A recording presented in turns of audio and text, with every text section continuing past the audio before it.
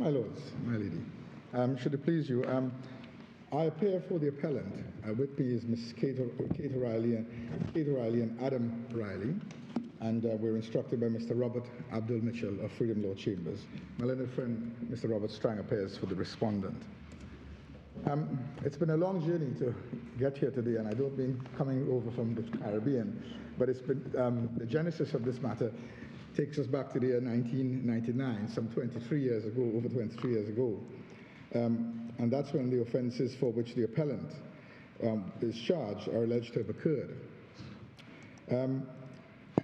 The brief chronology would be that on the 19th of November, 1999, a search warrant was executed at his home, and nothing was found relevant to the inquiries. On the 20th of November, they again visited him at home, and he was asked to accompany them, which he voluntarily did, and he went and gave a statement to one Corporal Muhammad. 7 days later, they again visited him, and they asked him to go to the police station in Freeport, which he again voluntarily did. And it was on the 5th of February 2000 that he was arrested. And on the 14th of April 2008, the DPP discontinued the proceedings against the appellant.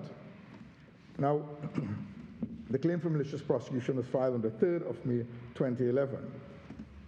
Now, my lords, my lady, I think it's important to start with the pleadings in this matter, bearing in mind that the pleadings would have framed the issues and provided a template for the way forward in terms of the conduct of the litigation in this matter.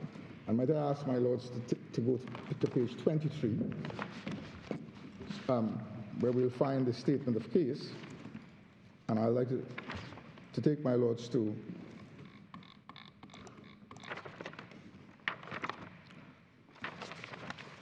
at page 23, he sets out the facts that are material, and then if I take you to the defense, which was filed, and it starts at page 33,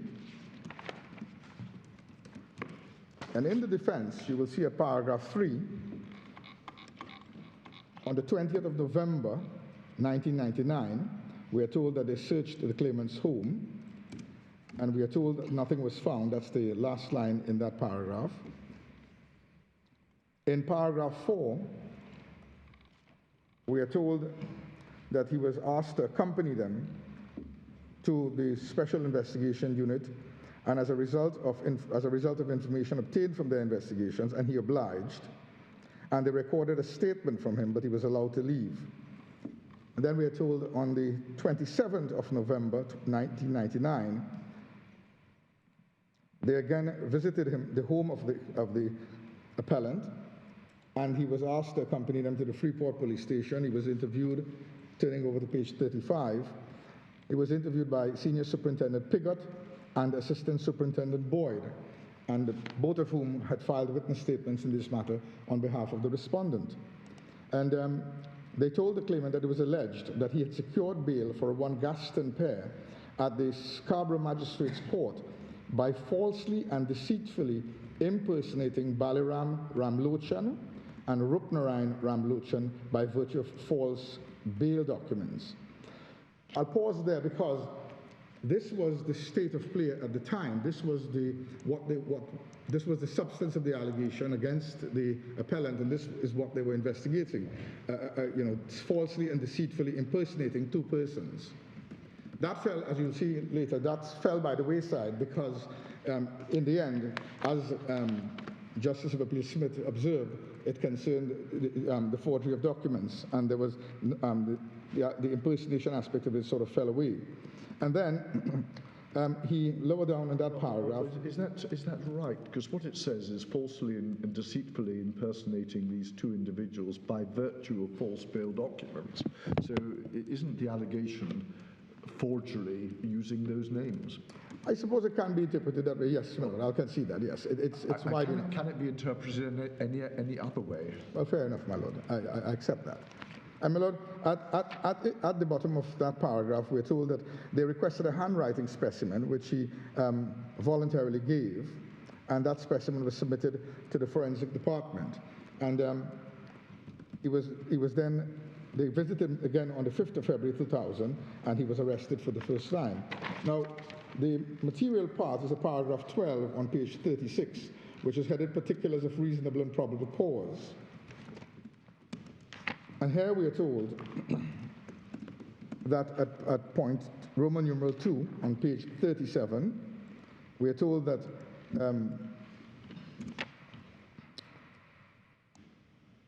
interviews had been conducted, and they got statements from Baliram Ramlochan, Roopnarine Ramlochan, and they denied taking bail, and that they were the holders of the passports which were used in the procedure.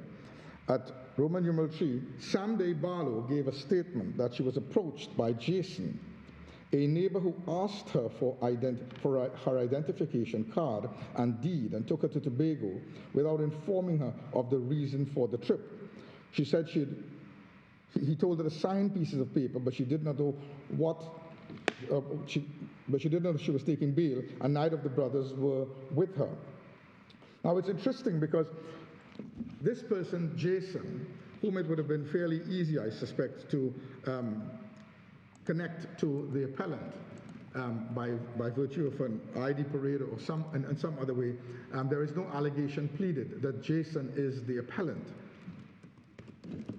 And the person fingered by Samday Barlow as the person who activated this whole matter was Jason.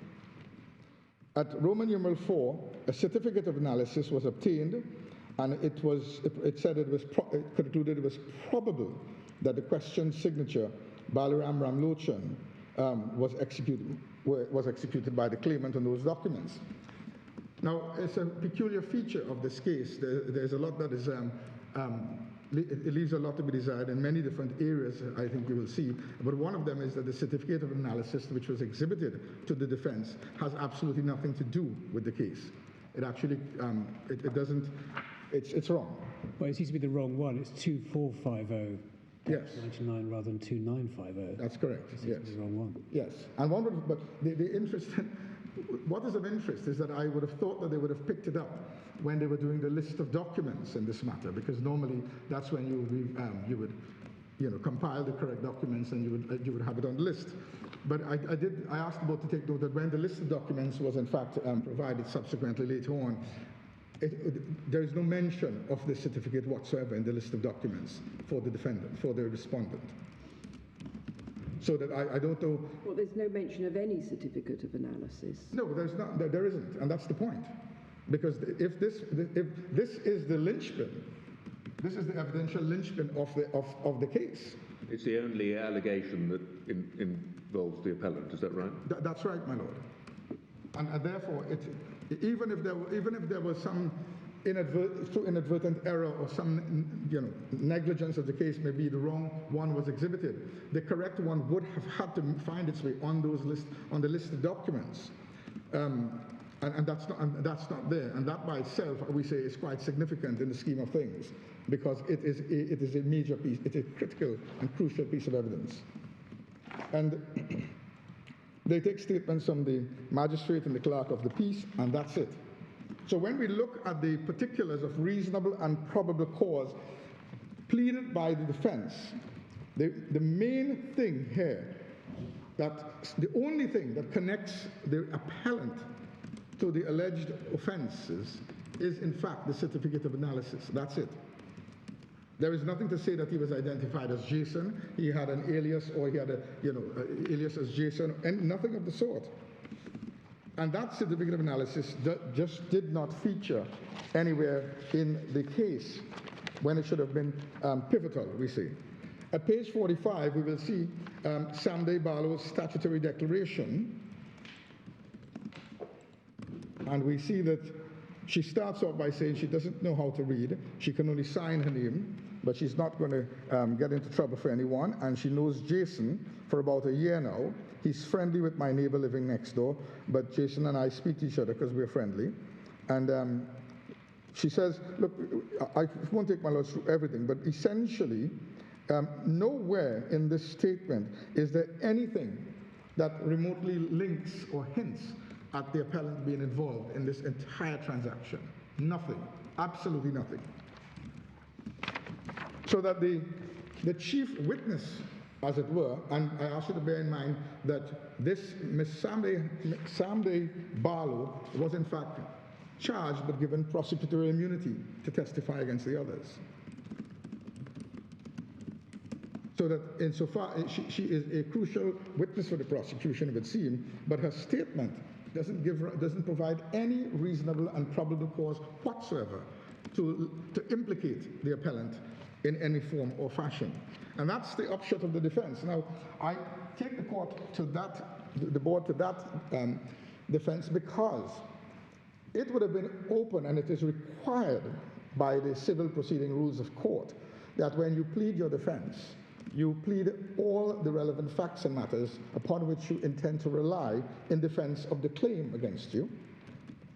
If that is done properly, the claimant would have a right to file a reply so that he would have an opportunity to respond. And that not having been, given that that is the pleaded defense which the appellant had to meet, and that is what framed the case, we say that he could hardly be faulted for the manner in which the litigation was conducted, because there was no specific allegation against him. It was a non-defense, quite frankly, because there was nothing pleaded in the particulars of reasonable and probable cause. There was absolutely nothing pleaded that could link him, and the certificate was the wrong certificate.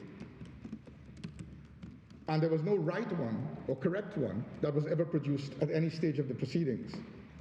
And it was the fact that it was omitted from the list of documents we say is particularly significant, because by law, that's the verified list of documents upon which you're going to base your case. If you don't disclose something in your list of documents, you're not allowed to rely upon it thereafter in evidence, and that's the rule. So, my Lord, we say that insofar as the appellant, the position of the appellant,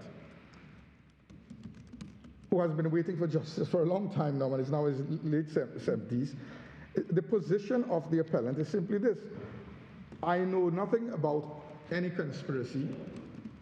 I had no part to play and no role to play whatsoever in any conspiracy to get anyone bail. But I think in his evidence, he did accept that the bail arrangements related to someone called Gaston Pierre.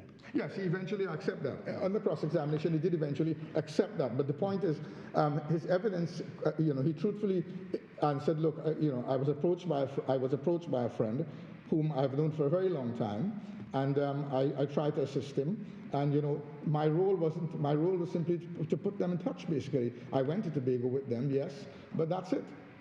There's nothing, even if we take the case at its highest, there is simply nothing to implicate him in any conspiracy. And the fact that he volunteers this information under cross-examination is to his credit. But I do say this as well. It is of interest that whilst various things were put to the appellant in cross-examination, the fact is, since the defendant elected to call no evidence, query whether there are any disputed facts such that it could trigger the exercise of judicial discretion to find a fact because there is a disputed issue. Because what my submission is to the board, what you're left with is the unchallenged, undisputed evidence of the appellant. Well, it was challenged in cross.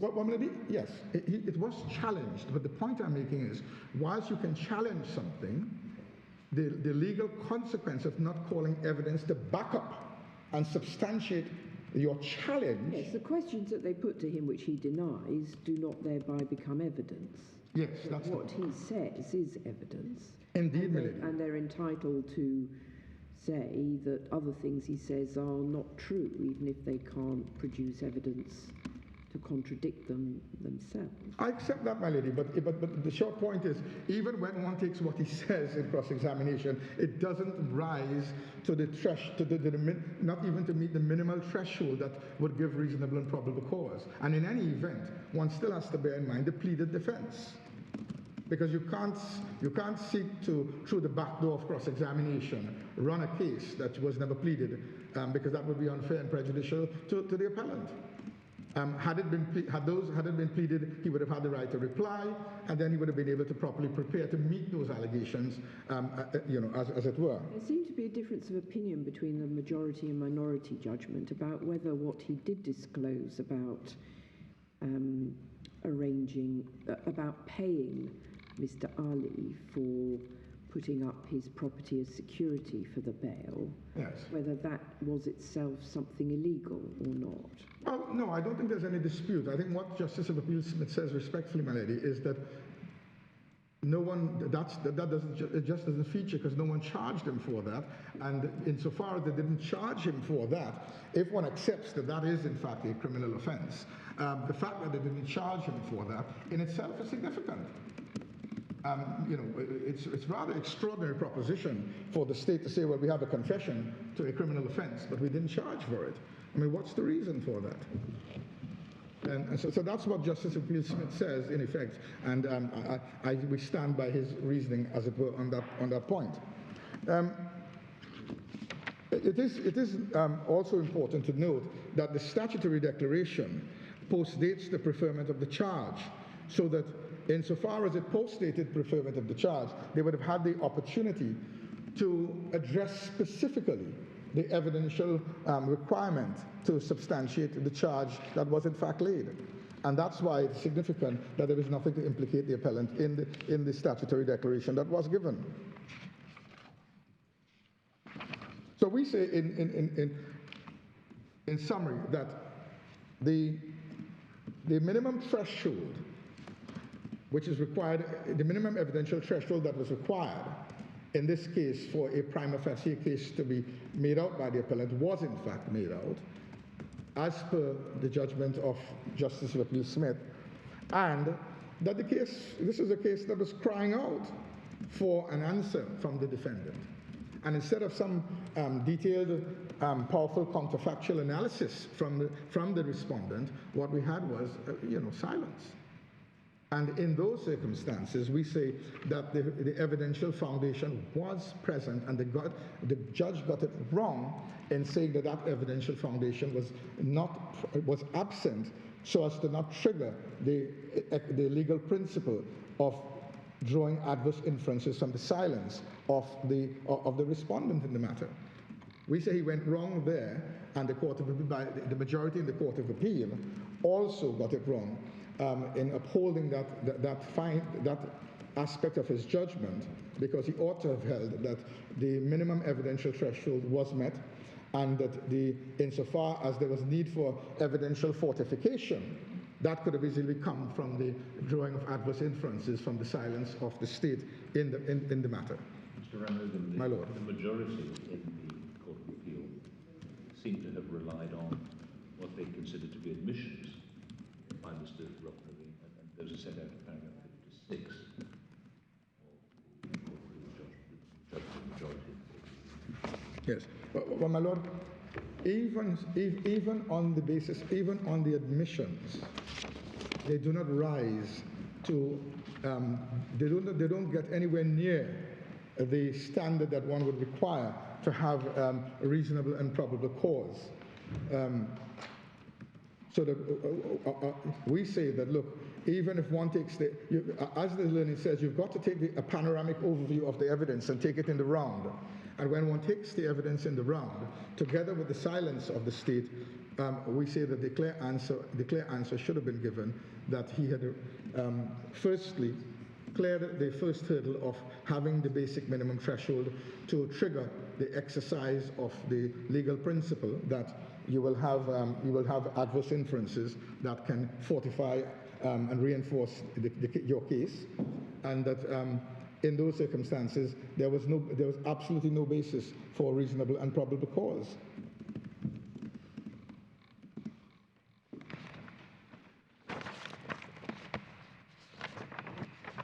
And it is, this is one of those cases where. You Sorry, my also lady. said that even if he is admitting to something that's arguably illegal, that was not actually the charge that was brought against him. Indeed. I mean, we've got to remember he's got a constitutional right, a privilege against self-incrimination. And, you know, there's no evidence that that would have been featured. And I rather suspect that had it been raised, it would have been a powerful, you know, point to nullify that evidence, as the case may be. But the short point is, as Milady quite rightly points out, that was not a charge that was preferred, and it ought not therefore to be held against him by way of even on his credibility. So we say that this is a case where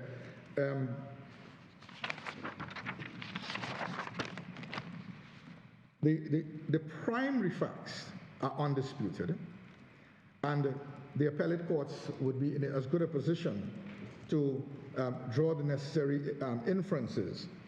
It's one of those cases where it's as a result of an evaluative exercise, so that it doesn't really fall within the principle of concurrent findings, which you know, the board prohibits the board as a matter of judicial policy from looking at it, because the evidence by and large was unchallenged, given the tactical maneuver of the state in making an OK submission and not electing to call evidence.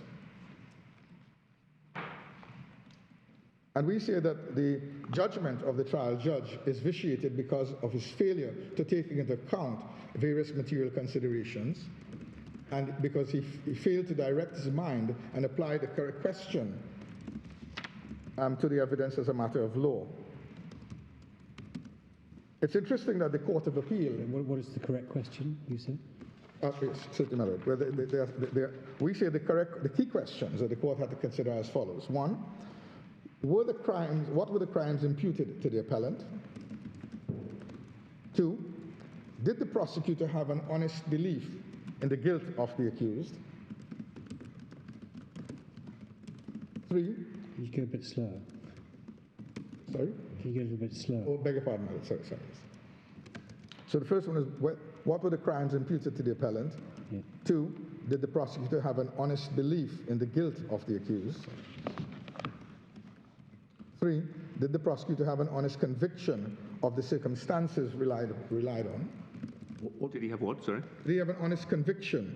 Where do we have that as a key question in the tort? Did the prosecutor have an honest conviction? You mean belief by that? Yes, belief. Yes. Well, how does that differ from two? 1 second, Lord.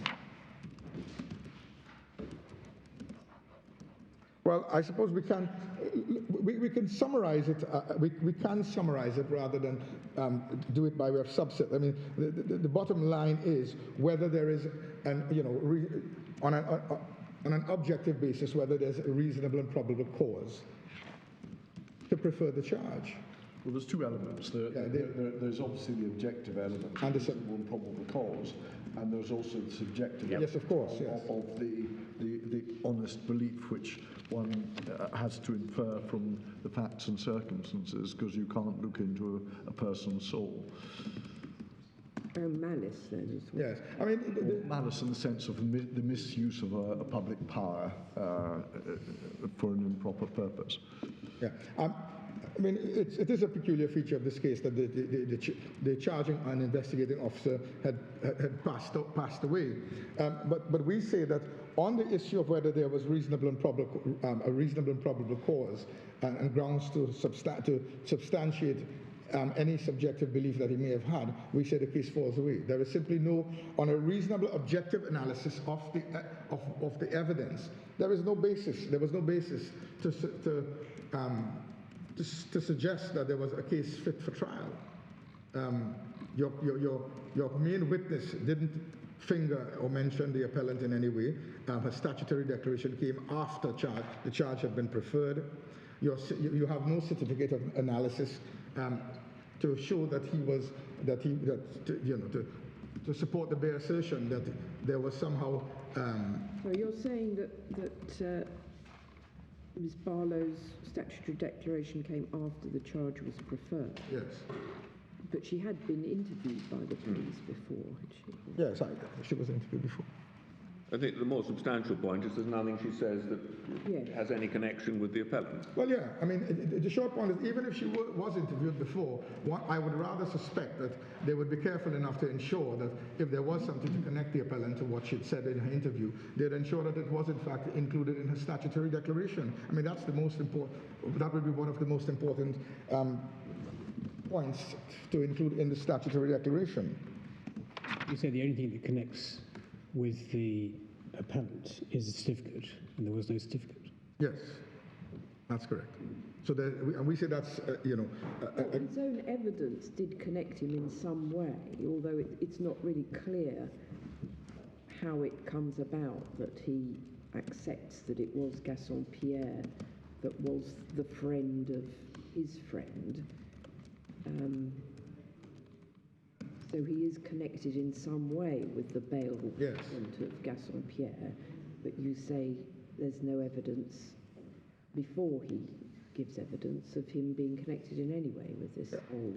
Yeah, we say there's simply no evidence that implicates him in a conspiracy to commit the various criminal offences for which he was charged. I mean, the man... You say there's no evidence that there was any forgery? Yes. In relation to anything that, any bail application that he may have been involved in. Yes, and the evidence is, the unchallenged evidence is that, he went to Tobago with them, but he remained, at the very famous KFC restaurant in Tobago, where Trinidadians are known to visit from time to time to enjoy a good meal. But that's that would help him if there was something to connect that trip with some forgery that was put forward. Yes. Would it? No. Can you just explain to me at least what material... there were the proceedings in the magistrates' court, and what had happened in the magistrates' court before the notice of discontinuance? I think that two at least of the police officers had given evidence to the magistrate. Is that right? Well, it would... What was I don't have in mind what the process... That's where the notes of evidence, that's where the notes of evidence ought to have come into play. What would the evidence have been of? I think that's my lady's question. What happened in the magistrates' court that involved any evidence in the process? Well, I mean... So you come along, do you, as the police officer, and you lay a charge before the magistrates. Does that require producing any evidence, or just... what's the process? What would have been on? I mean, the procedure is that the prosecution would, ordinarily you'll have the virtual complainant who would give the details about what the procedure was during the course of the investigation. And you might have an officer who was junior to him, who would have accompanied him during that process. And that's it. But I mean, I noticed that when they put to him in the cross-examination, which I think is what my lady might have alighted on, that look... No, I'm not talking about the trial of the malicious prosecution. No, I'm at the hearing in the magistrates' court. Okay. All we know is what was put to the appellant in cross-examination. In the magistrates' court? No, in this matter when he was cross-examined. In the malicious cross-examined, you're saying about what happened in the magistrates' court, yes, and that was put to him. Heard the evidence. All he was asked is, was he present? I think when evidence was given by the two officers. That's it. But what's interesting to note is that the star witness for the prosecution, who was granted prosecutorial immunity, it was not put to him that person gave evidence. Ms. Samde Barlow. That's all right. I still haven't understood what the hearing would have been in which evidence was given. There wasn't some kind of committal for trial or anything like that, or was there? It would have been a preliminary inquiry. So tell us, because I'm not familiar with the procedure in Trinidad.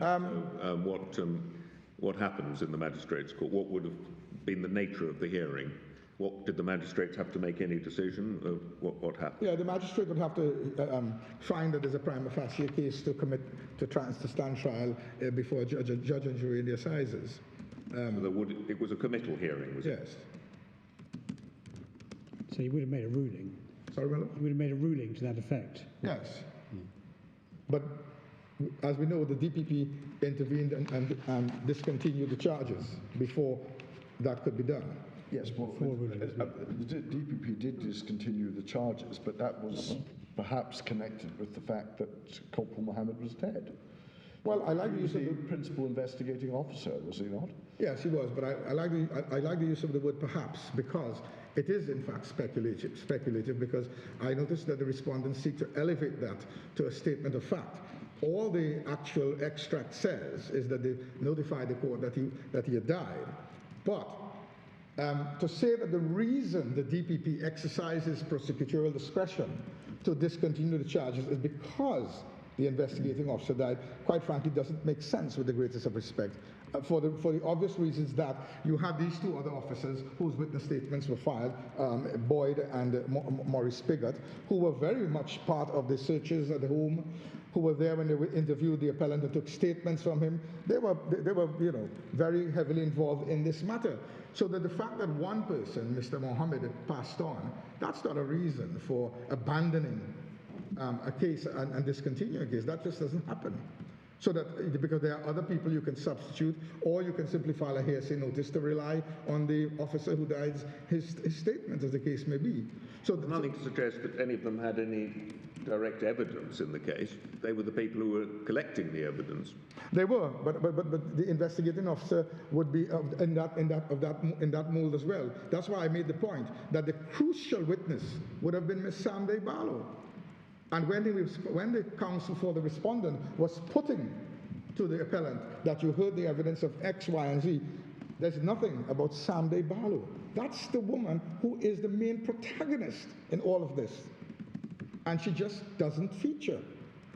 I'm still not clear in my mind about what actually happened in the magistrate's court in this case. You said that the notice of discontinuance, I gather, was served before the magistrates had to take a decision about whether there was a sufficient prima facie case to commit the appellant for trial. Yes. So there's no, so this is different from some other cases in which a warrant was issued or there was a committal, in which it's then said, well, that shows that there must have been reasonable probable cause because there's been a judicial decision to that effect. Correct. So we're not in that territory here. We're not in that territory. But there clearly was a hearing, at least one, in the magistrate's court at which two of the officers gave evidence. Yes. Because that's put to Mr. Roopnarine in cross-examination, and he accepts that he was there and heard that. Yes. So can you just tell us what happened when in the magistrate's court, and what was the nature of the evidence? Well, lady, I'm afraid I can't assist you with that because, that's not... that's one of the critical points in the case, because the notes of evidence, which the respondent simply didn't put the notes of evidence in. But the more important point, my lady, is this. Did the claimant ever attempt to recover the notes of proceedings before the magistrate? It doesn't appear so, my lord. But what I can say is that such an application in Trinidad takes an awfully long time. So that, the easier route is to get it, for the state to get it. But can I answer my lady on an important issue, please, my lord? And it's this. My lady, although we're not in the territory where the judge where the magistrate makes a decision, we are in the territory where the DPP exercises what I will term almost a quasi-judicial discretion, because the decision to discontinue a charge is not taken lightly by the Director of Public Prosecutions. It is taken in various circumstances where either he thinks that the interest of justice will not be served by continuing with the prosecution, he thinks that the state cannot make out its case in this matter, or some other good reason. Not, for example, that the investigating officers died, because you've given prosecutorial immunity to your main prosecution witness. This is not a case where they were depending on the police. The police came after the fact to investigate, but the person who was there is the person to whom you granted prosecutorial immunity. That's the person everything hinges on, and they don't put in cross-examination, well, were you there for her evidence? And we know her declaration doesn't have anything about her client. And that's the critical thing. So therefore, I say that in this matter, when the DPP discontinues a matter in malicious prosecution cases, what you have from the state is a disclosure, full and frank disclosure, because the DPP will do a note, an advice to the police, saying, look, I have decided to exercise my discretion to discontinue this particular matter, and the reasons are as follows. That is what happens. But the point is, the DPP, who is part of the state and a state functionary, there is absolutely no evidence as to why this case was discontinued. And that, too, is a significant matter that ought to have led to an adverse inference being drawn against the respondent's case and in favor of the appellant's case.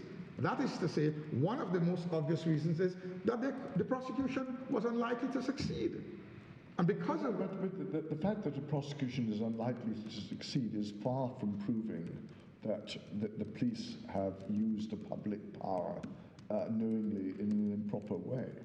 Well, I accept that, and I'm not saying that, and I'm not suggesting that it's an automatic that's automatic, but I'm saying it is a relevant factor to which the judge ought to have had regard in combination with all the other factors that would have Was it argued in front of him that the absence of any explanation for the discontinuation what was a telling factor in what should have been his assessment? Well, my Lord, our entire case has always been that the failure to adduce evidence by the respondent is one that should have led to the drawing of appropriate inferences in favor of the appellant. That's been our entire. Well, that wasn't quite the point I was making. I beg your pardon, my Lord, sorry. I was asking you, did the claimant argue in front of the judge that the absence of reasons for discontinuing the prosecution what was a factor in changing a factor in establishing a prima facie case which would give rise to an evidential burden on the defence? My Lord, frankly speaking, I can't say that I've seen that, no. But what I do say, my Lord, is that because this is an evaluative exercise on the basis of the unchallenged evidence, that it is a point to which the board can properly have regard at this stage in any event, because all we're saying is that that being the state of play, the legal principle that adverse inferences should have been drawn kicks in favor of the appellant. In other words, my Lord, the appellant couldn't disprove a negative. He couldn't say why the DPP and discontinued. That evidence can only come from the state. And if they remain silent on such a crucial part of the jigsaw puzzle, well then, I mean, he can't be expected to fill the breach. And that would have been evidence that would have been pretty concentric to the issues in this case.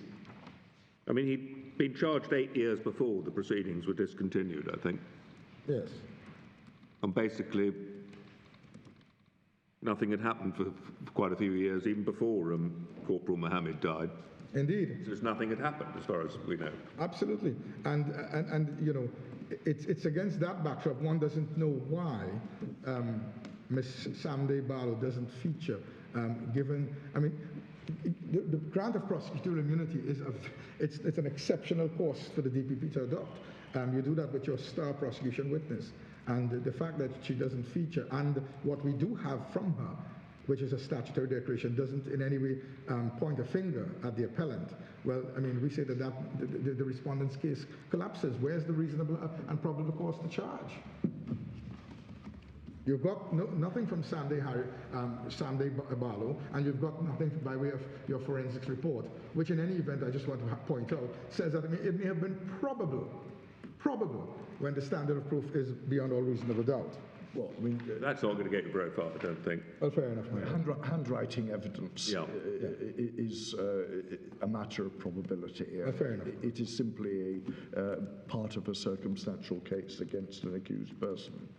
Your real point is that the handwriting evidence wasn't about the handwriting of the appellant. It's just, yeah. So, I mean, that's rather more significant. Indeed, and but more important, also as well, I mean, had it, About somebody else called Jason, is that right? Yes, that's and there right. was a Jason mentioned by the woman who's the witness. Indeed. But it's just different, it involves different individuals completely. It's Completely different individuals. Different person. The whole case is different. And Sam Day actually says she knew Jason because she was friends with him. They lived close by apparently, and all of that. So it'd have been easy to perhaps just do an ID parade and say, well, is this Jason? I mean, you know, there's just nothing to connect it. But it wasn't disputed that a handwriting specimen was taken from the claimant, is that Correct. No, that's not in dispute. That's not in dispute.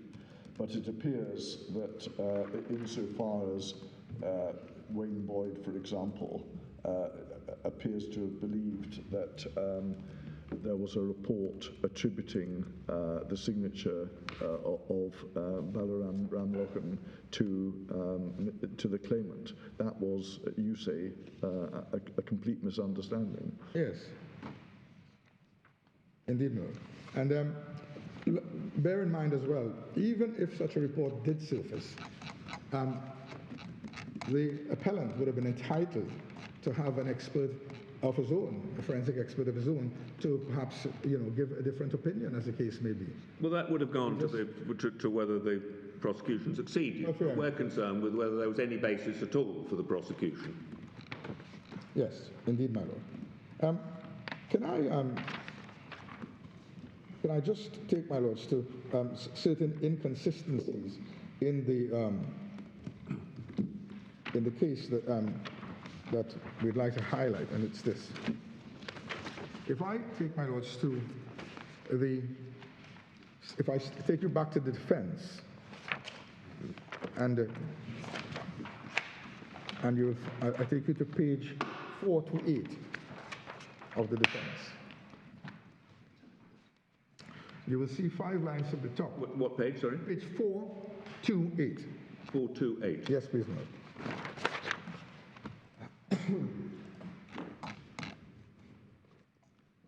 And at the top 5 lines. Sorry, bear with me a moment. Sorry, my lord. This is the witness. This is a witness statement. It's not a Oh, beg your pardon. Yes, sorry. It's a The defence is about page 40 or something. Yes, sorry, my lord. Yes, I need to start. This is Mr. Boyd's witness statement. Yes, I beg your pardon. It's a page 35, paragraph 4. Okay.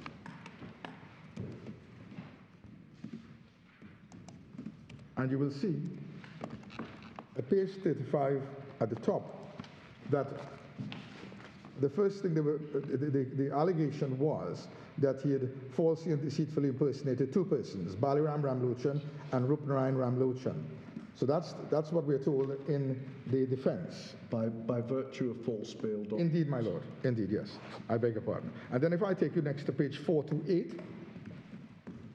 428. Yes, 4 to 8, which is the witness statement we were just looking at of Wayne Boyd.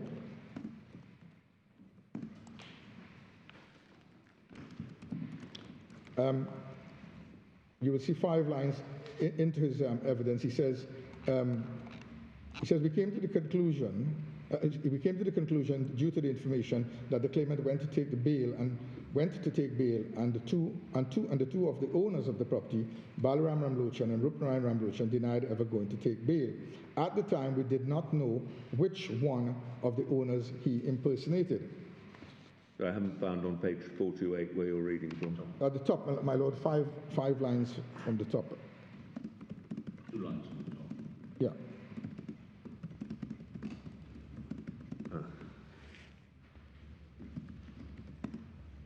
Yes, thank you. And then if I take you to page 432. Do we know whether this property is actually the same property as Kazim Ali's property, or is it a different property? My lady, that This witness statement was not evidence, was it? No. They weren't called, so the judge wasn't entitled to have any regard to this. No. Nor are we, therefore. No. Yes, that's why we need to focus on the central point, which is, was the evidence which the claimant led sufficient to give rise to a prima facie case which called for an answer, so that the silence on the part of the state gave rise to adverse inferences. Indeed, my lord. My lord. And an awful lot of what we're looking at here doesn't really address that matter, but it seems to be accepted that a handwriting specimen was obtained from the claimant. And it seems from the documents that you're showing us by the defence, which weren't technically before the judge or technically before us, that there was, at best for the police, a misunderstanding that the handwriting pointed to the claimant being guilty of forgery. Yes. My lord, well, you know, my lord, the short, look, there's only so much I can say, but the short point is the two main planks of the prosecution case to link, implicate the appellant was the evidence of Sam Day and the handwriting report. And you know, given those two glaring, You say those are the only two things that were alleged to constitute reasonable and probable. Indeed, yes. And if one removes that, I mean, you're left with precious little, and nothing that can certainly rise to the level of what an objective, nothing that can withstand an objective analysis to say there's reasonable and probable cause. I mean, this man spent 7 months. Well, there's two things. It's shocking, obviously, that the claimant was imprisoned on remand for 7 months for this charge. I mean, that goes, I think, almost without saying. The question for us, however, is whether the evidence which was led was challenged but not refuted by contrary evidence, whether that gives rise to an inference both of the absence of reasonable and proper cause, and also to malice in the sense that the police were misusing their powers because they had no honest belief in the guilt of the accused. You have to go to that the second stage as well, don't Yes, you? absolutely. I mean, even you see, the problem here is that if you minus Sam Day's evidence, you know, she fingered the person who would have played the role that the appellant is alleged to have played. She named that person, she knew him, and that person was Jason. It simply wasn't the appellant. But as Lord Lloyd Jones has pointed out to you, in paragraph 56 of the majority judgment, it does seem that the claimant accepted that he was in Tobago in relation to the transaction, along with some of the other players. Yeah. What you say with some force is that whatever role he played in the obtaining of bail in this case, it didn't include the forging of the documents. No. And I also think... I'd just like to be clear, because it may be significant. He did accept that he was in Tobago at some time for some bail transaction, but was there anything to suggest it was the one for which the statutory declaration, in relation to which the statutory declaration was made? Yeah. You see, it's a conspiracy with Sam Barlow.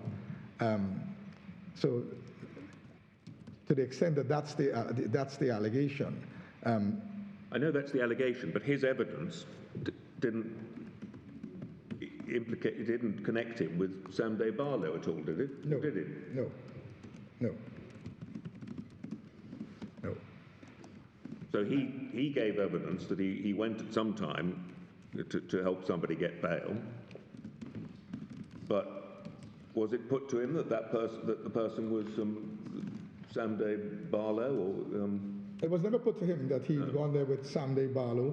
Yeah, but if you look at paragraph 56, he accepted that the person's name for bail, he was told that the person's name for bail was Pierre someone.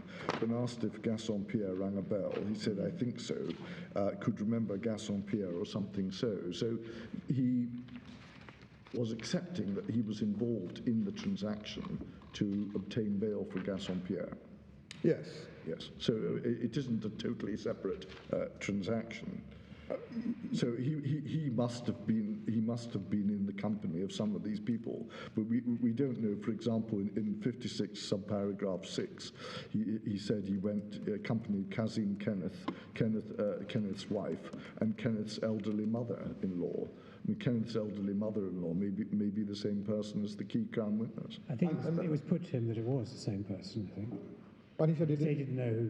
She said, that's it. You see, my lord, look, my submission is this. Whatever role he played, it was a lawful one. And there was no basis it certainly did not provide any reasonable and probable cause to lay these charges against him. And more than that, when one takes into account his conduct throughout the proceedings, the man accommodated the police. Come and search my home. They found nothing. They came back twice. He voluntarily went to the police station. He gave statements. He allowed himself to be interviewed. When they asked for a handwriting sample, he said, sure.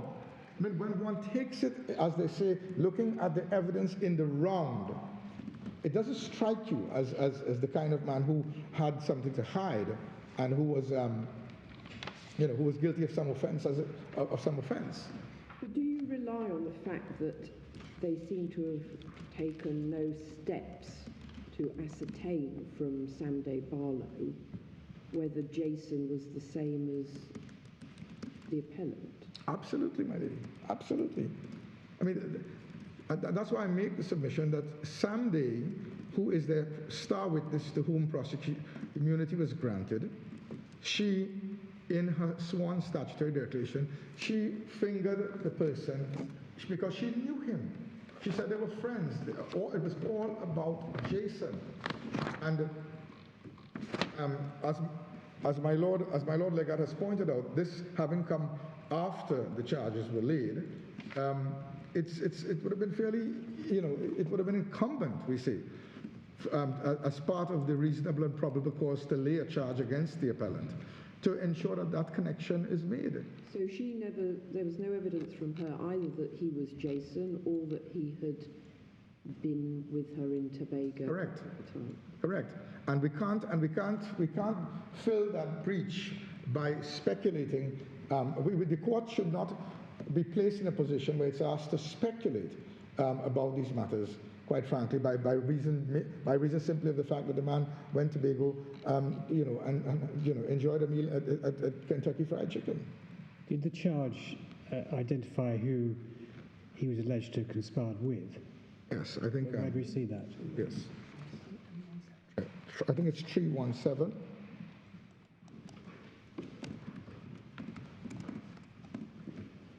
It needs.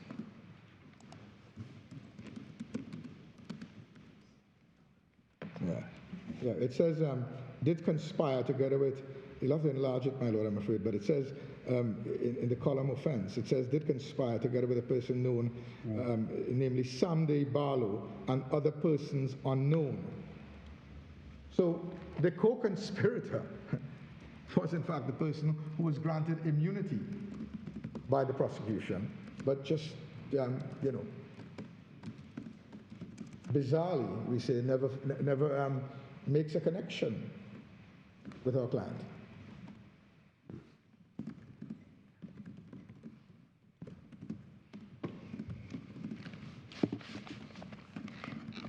And that's the state of play.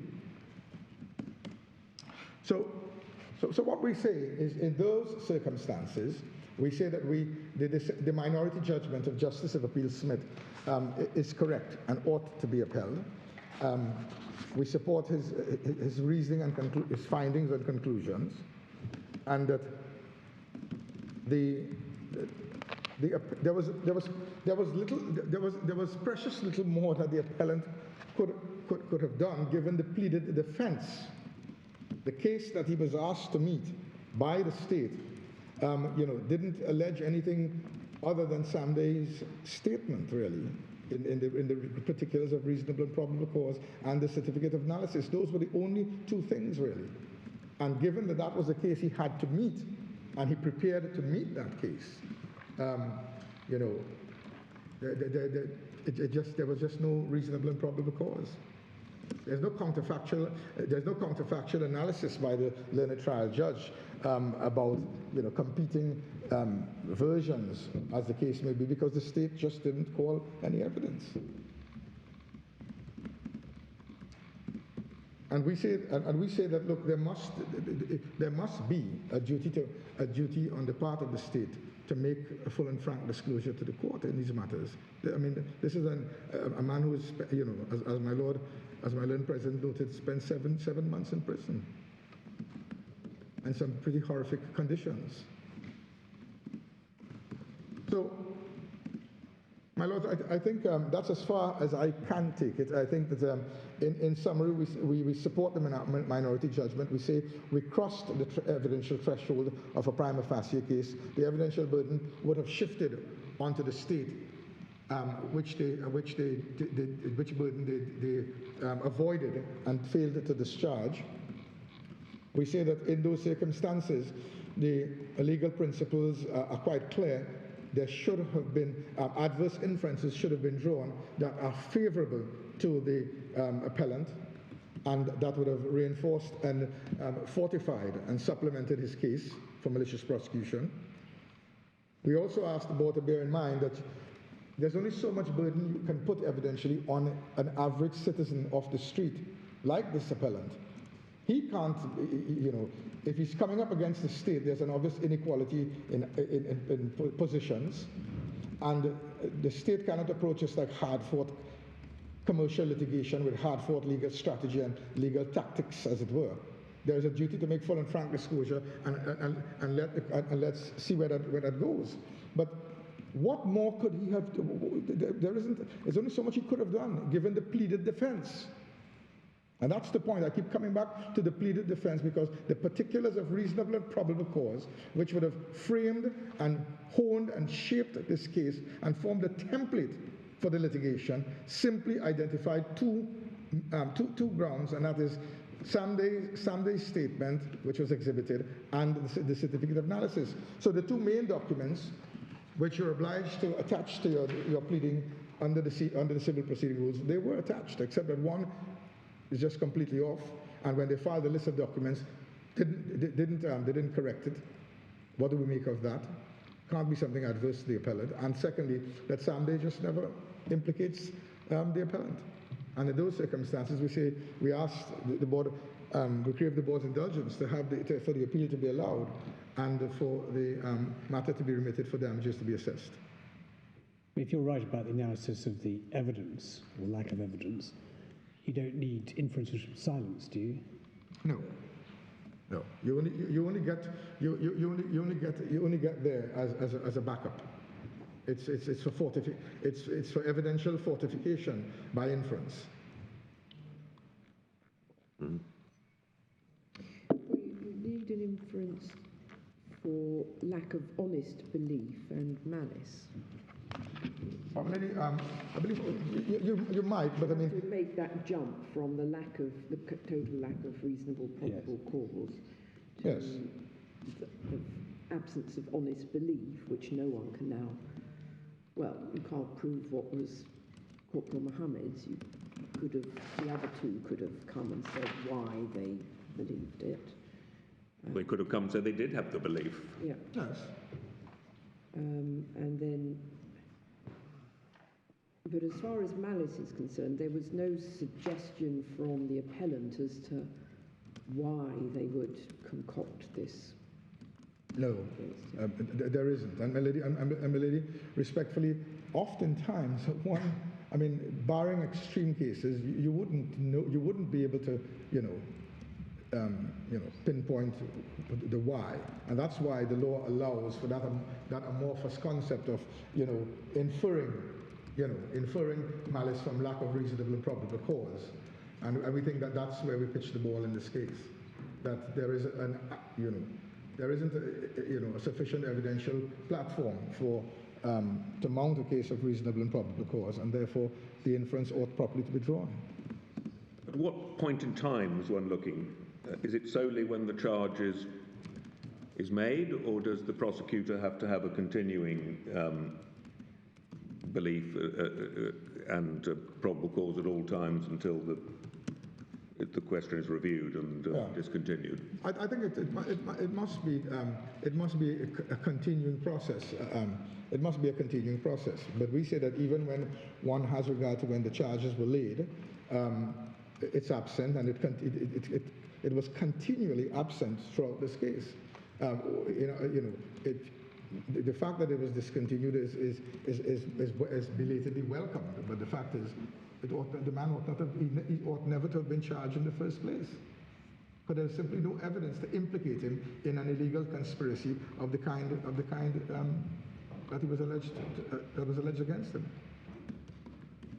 I mean, he happily admitted to what his role was, but it's a lawful role, and it doesn't give rise to, I mean, the star witness, Sam Day, just didn't say anything to implicate him. My Lord, unless there are any questions from the board, I think that's as far as I can take it. Thank you very much. Much obliged, my Lord.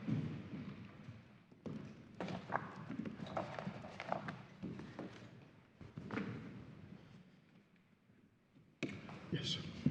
My Lord, my Lady, I'll start, if I may, with what the claimant had to prove on the question of absence of reasonable and probable cause, and then I'll deal with the judge's findings. Well, first of all, then with the appellant's case and the evidence and some of the points made by my learned friend, and then with the judge's findings and the majority decision. Starting with reasonable probable cause, I would summarize the reasonable probable causes as follows. There are two questions. Did the officer believe that there was a case fit to be tried? And did the information gathered by the officer provide reasonable grounds for that belief? That's the question for reasonable probable cause. But, of course, it is the absence of reasonable and probable cause which must be proved by the claimant. So that means either proving that the officer did not have an honest belief that there was a case fit to be tried, or proving that the information did not provide sufficient basis for that, for a reasonable belief. Now, each of those are positive assertions to be made by a claimant and proved with evidence. Can you just help with, obviously one form of malice would be a lack of honest belief, but it's not just the case that you have to prove that the officer didn't have, because there's the question of reasonable basis for the belief. Yes. So presumably malice can be shown in other ways apart from lack of an honest belief. Malice is pursuing the prosecution for a purpose other than the ends of justice. And it can be inferred from absence of reasonable probable cause, but I say only really in the most extreme and obvious circumstances. Otherwise, there wouldn't be an extra step to prove malice. I mean, if there was really, if it was so obvious that this case was not fit to be believed, it may be possible to infer from that the motive of the officer bringing it must have been something other than the ends of justice. That's how I would put malice, in short. But I may return to that and look at the case of Williamson later on. On the question of reasonable probable cause, I would like to take the board to a few of the authorities. So, I'll start at Clark and Linsell, which is on page 830 of the electronic bundle.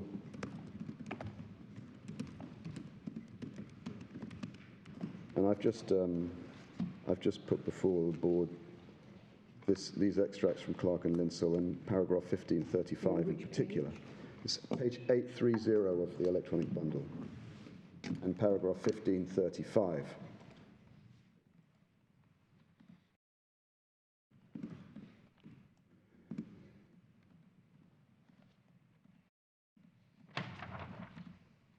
So, if I could pick it up with the claimant has, in the first place, to give some evidence tending to establish an absence of reasonable probable cause which is operating on the mind of the defendant. To do this, the claimant must identify the circumstances in which the prosecution was instituted. That's from Abrath, which we'll go and see in a minute. It's not enough to prove that the real facts establish no criminal liability against him, which is, I say, basically what the claimant sought to prove in this case and nothing more, unless it also appears that those facts were within the personal knowledge of the defendant. If they were not, the claimant must show the nature of the information on which the defendant acted, absent in this case, which is sometimes done by putting in the depositions which were before the magistrate. And that principle, identify the circumstances in which the prosecution was instituted, comes from the case of Abrath and North Eastern Railway, which is at tab 2 of the authorities bundle, page 534 of the electronic bundle.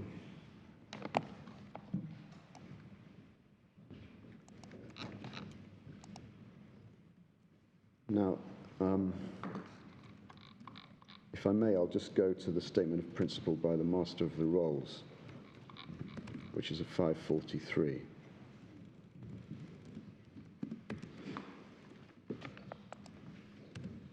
And I pick it up about 2/3 of the way down the page. The burden of proof lies on the plaintiff.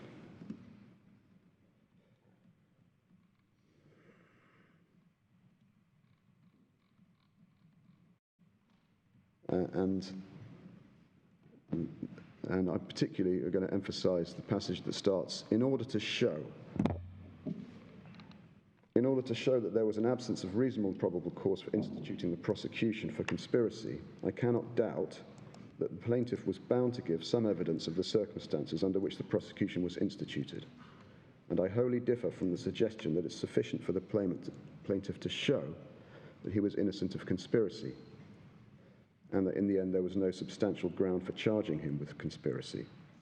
But isn't that pointing to a difference between, for example, suppose Sunday Barlow had said that it was him, but that she was then completely discredited and changed her evidence or was shown to be lying, then of course that would not give rise to a claim for malicious prosecution unless the police had known that she was lying when she made her statement. But that's not this case, is it? I mean, what are the circumstances that they're referring to, that the Master of Rolls is referring to? What does he mean by the circumstances under which the prosecution... Well, I say it's the...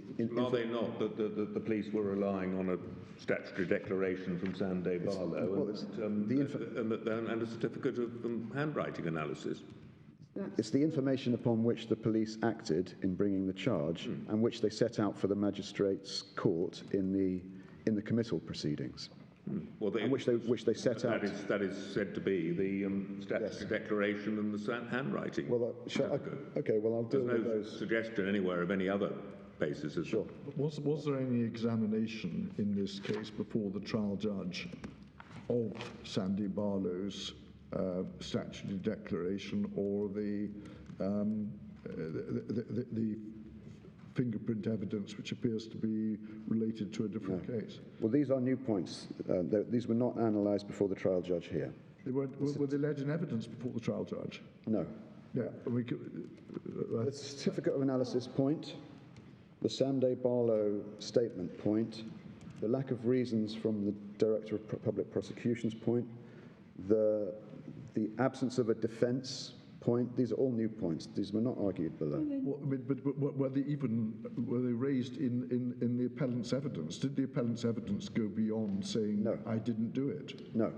But at what point did he know that there was no evidence going to be called by the defendant. On the day. And I accept, therefore, that the submissions, the appellant's submissions were made at a time when his counsel wasn't expecting to make them. I accept that, yes, because the decision was taken over the shorter And he term. wasn't expecting not to be able to cross-examine. That's right. The police officers. That's right, but I make these points about the certificate of analysis and Sam De Barlow's statement. Start with Sam De Barlow and the point that it's no proof against the appellant. I say that's wrong. It is part of the proof. When one... Mr. Strang, I'm going to ask you to speak up a little. Maybe the microphones are not properly adjusted. A little bit of difficulty here. Yes. It is part of the proof, because if one recalls that the prosecution case against the appellant was that he was involved by signing for Sam De Barlow's brother, Baliram Ramlokan. Her statement was that her brother wasn't with her in Tobago.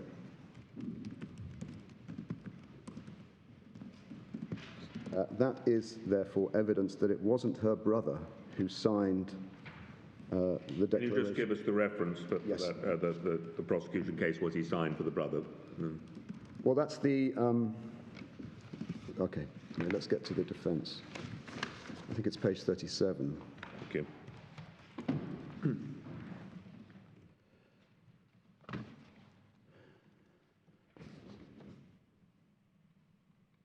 So, a little Roman 2 explains the irregularities in the bail documents, and 4 tells us, 3 tells us what Sam De Barlow said. Neither of her brothers were with her. You're referring to page 37 now? 37, yes.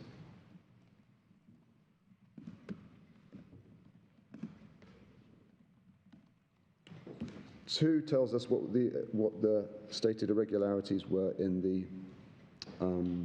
bail documents. 3 tells us that what Sam De Barlow said.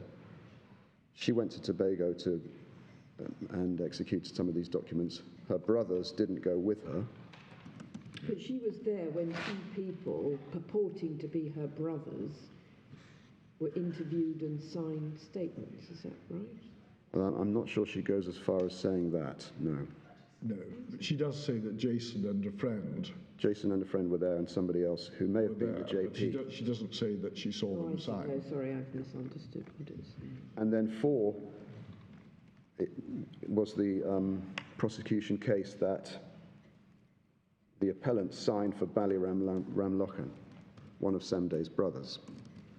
So Sam De's, the import of Sam De Barlow's evidence is that it's part of the proof against the appellant, because she says her brother wasn't there when the documents were executed for bail. So that is evidence her brother didn't sign them. Somebody else executed the documents. Well, no, I don't think her evidence goes that far, no. But her brother didn't go to Tobago with her. Well, not at the time that she went to Tobago. But she wasn't in Tobago at the time that the document was signed by whoever it was signed by. Well, I'll just see what she says exactly.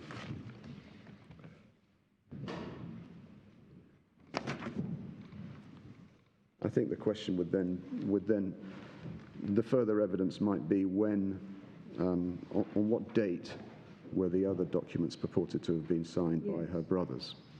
Well, do we have the signed document?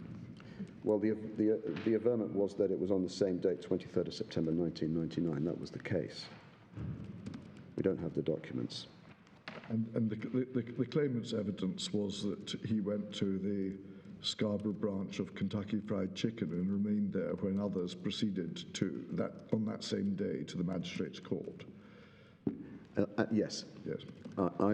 I would say, I would infer it's the same day, because he gives the same name of the person who was getting bail, Gaston Pierre.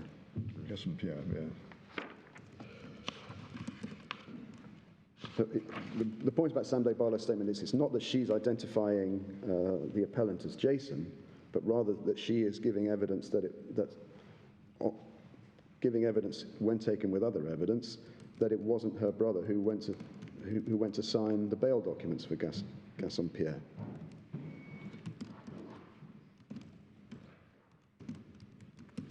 Did she sign the bail document? Yes. She says some documents were put before her for signing. But she doesn't say she saw anybody else sign the bail documents. No.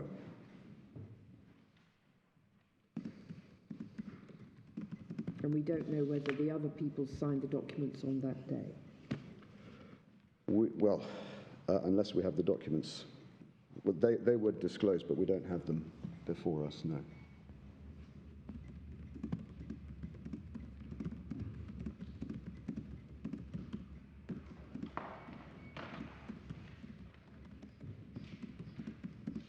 Does she say she signed documents for Gaston Pierre?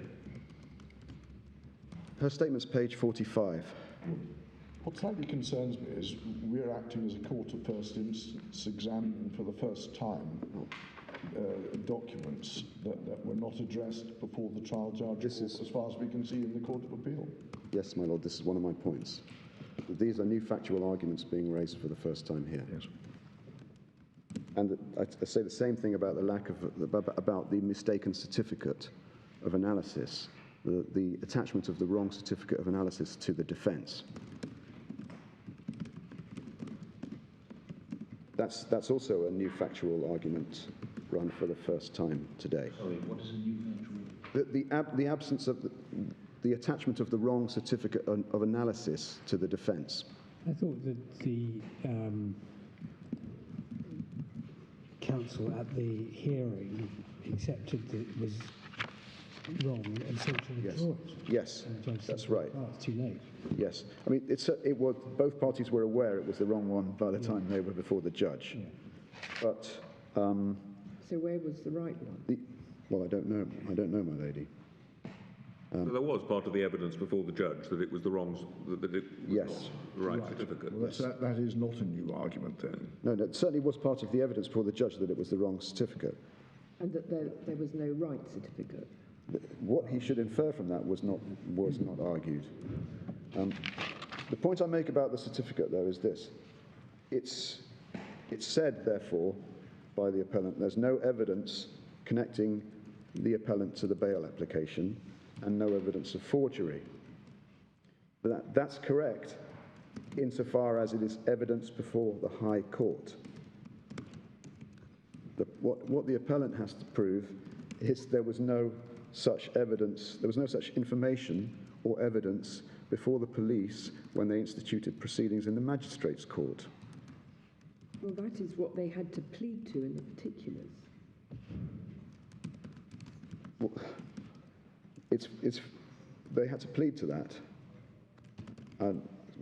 Perhaps I don't understand your question, my lady.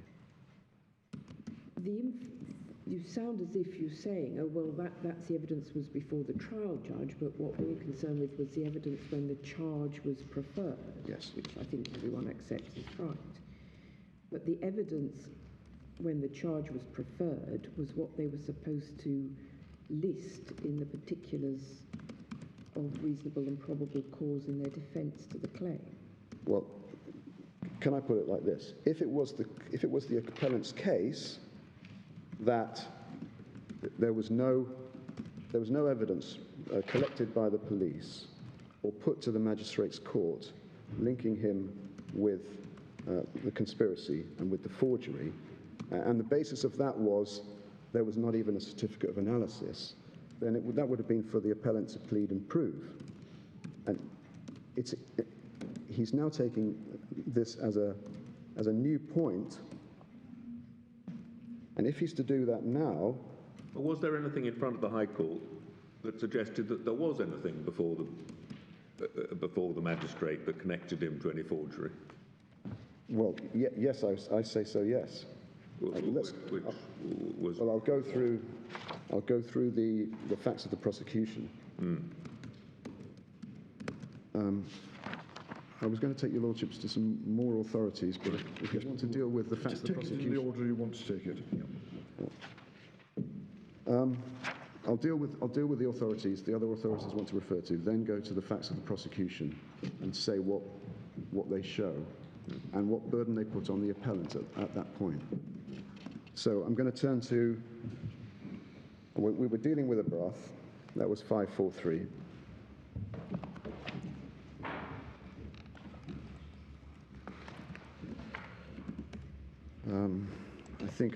I think we'd seen everything we needed to see from a broth, had we?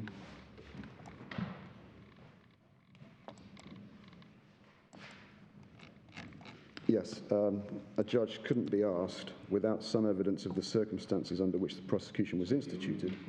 This is page 543 to 4, at the bottom of 543. Resuming where you left off before. Yes. Right, thank you.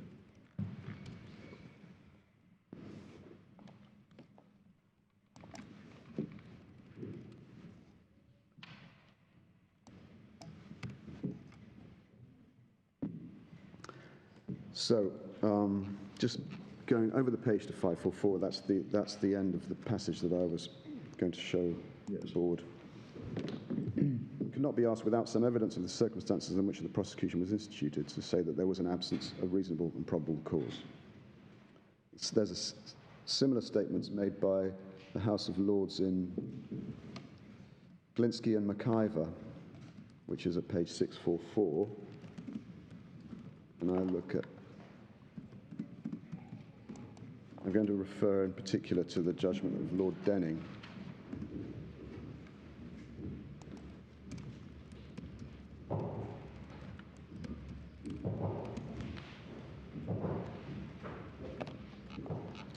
And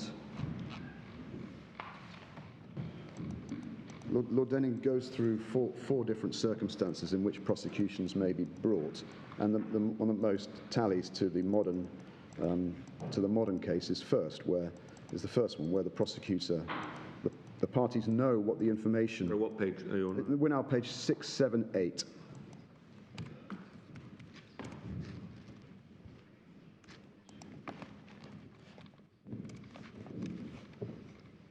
So this is where Lord Denning goes through a number of different circumstances in which prosecutions are brought, and the one which most tallies most closely to the modern case is the first, where the facts known to the prosecutor aren't in doubt because they've been put before the court trying the criminal matter. And Lord Denning says the plaintiff has himself to put them before the court because the burden's on him to show there was no reasonable and probable cause. The mere fact of acquittal gets him nowhere. He'll therefore refer to the depositions which were taken before the magistrate, or he may refer, as here, to the statements taken by police from the witnesses. And he will argue from thence that there was no reasonable probable cause. We can just touch briefly on the other circumstances, but secondly is the last paragraph on the same page. That's not one which applies to the case of a police officer, as in this case.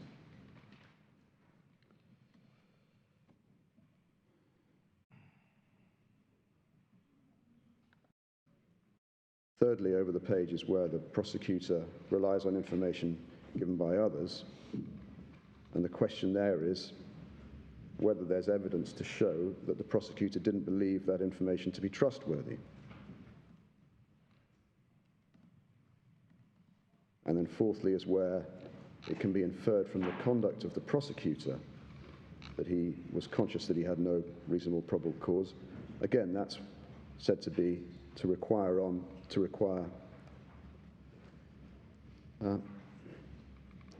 evidence of the conduct from which that lack of belief can be inferred.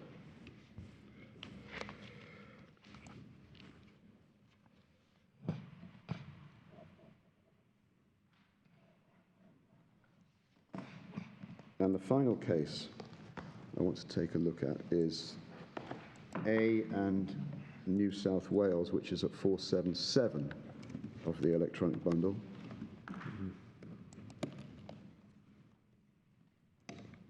It's a case from the High Court of Australia. And there's a lengthy discussion of the elements of the tort, the subjective test and the objective test. I'm just going to touch on something that the Chief Justice said, which is at page 505.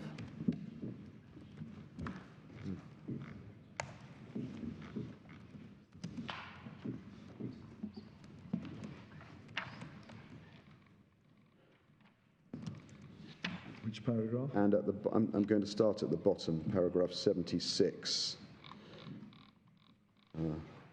onwards, because it's particularly paragraph 77 that I want the board to look at.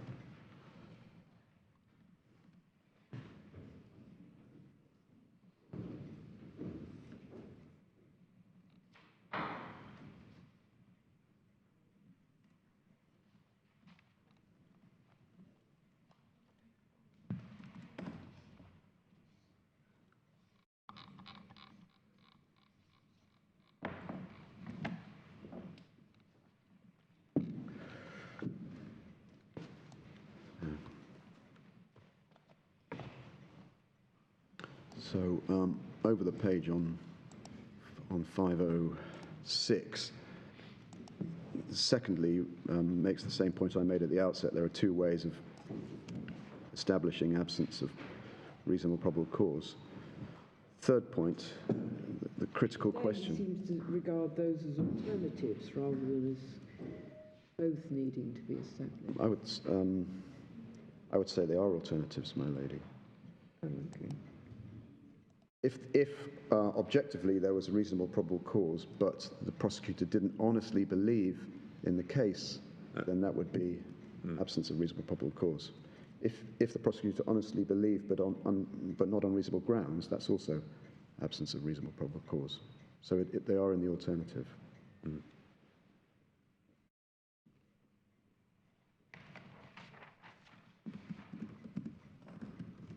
And I'm emphasising the third point made here by the Chief Justice. The critical question is, what does the plaintiff demonstrate about what the defendant prosecutor made of the material that he or she had available?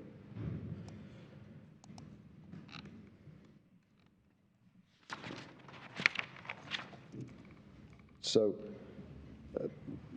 these are the propositions that I identified before I go on to consider the facts of the prosecution and then the appellant's case. If it's claimed that the information gathered by the officer didn't provide sufficient basis for prosecution or for reasonable belief in a case fit to be tried, it's for the claimant to answer the question in the claim, in the evidence, what is it about the case that was brought by the officer that gives rise to that claim? So, by example, what material matter was absent from the evidence adduced in the criminal trial? Or what part of the evidence in the criminal trial should have been treated by the officer as not worthy of belief? By way of two examples.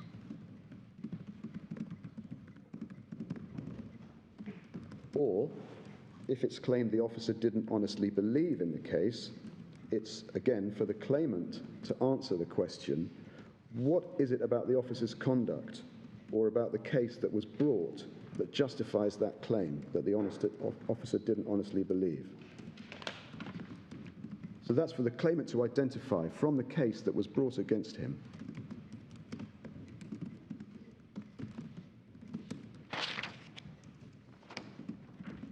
Now, the facts of the prosecution, I think the board's been taken to these, but the agreed facts are at page 48, if it's helpful to refer to them.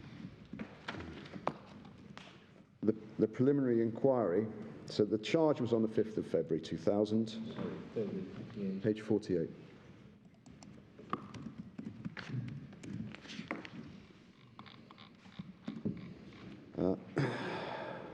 The preliminary inquiry, so paragraph 3 is the charge, and then 4 and 5 and 6 are the account of the process, the progress of the committal proceedings.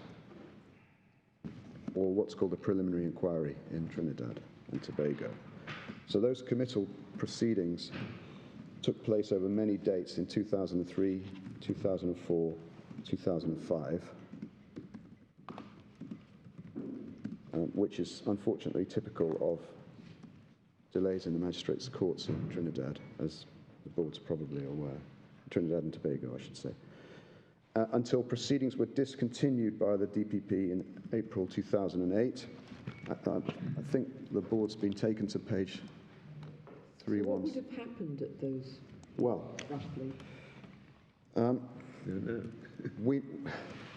I can tell you what will happen. First of all, when committal proceedings are instituted, there's a duty of disclosure on the prosecution. And that would include disclosure of, for example, the certificate of analysis.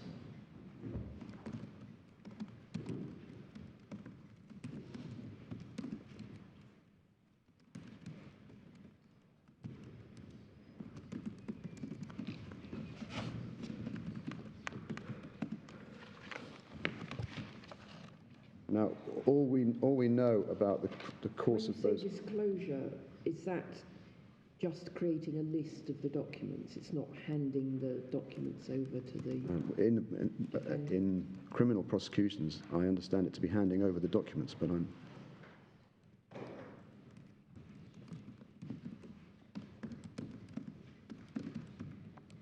But for all we know, these just could have been adjournments to turn up and put it off, come back. We know there were three. We know that three witnesses gave evidence, Right.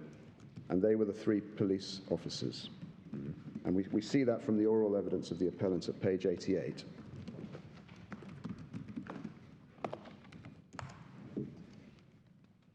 But we have no idea what they said.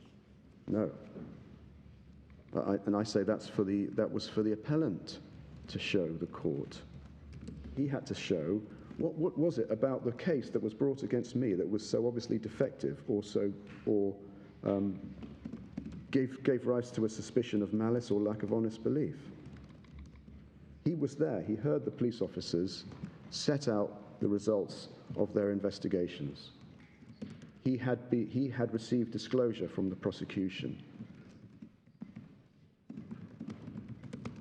He knows what the case was. He and his representatives knew what the case was that had been brought against him and the evidence that had been marshalled against him from the accounts of those 3 policemen. The evidence hadn't finished. As to the way in which this evidence was in, you say there were committal proceedings. Yes. But by the time the proceedings were discontinued, there'd been no outcome. That's right, my lord, yes. So there was a hearing in which evidence was given. Yes. But no decision taken. Well, there were hearings there were more than one hearing at which evidence was given. Yes. Possibly 3, but certainly 3 witnesses gave evidence.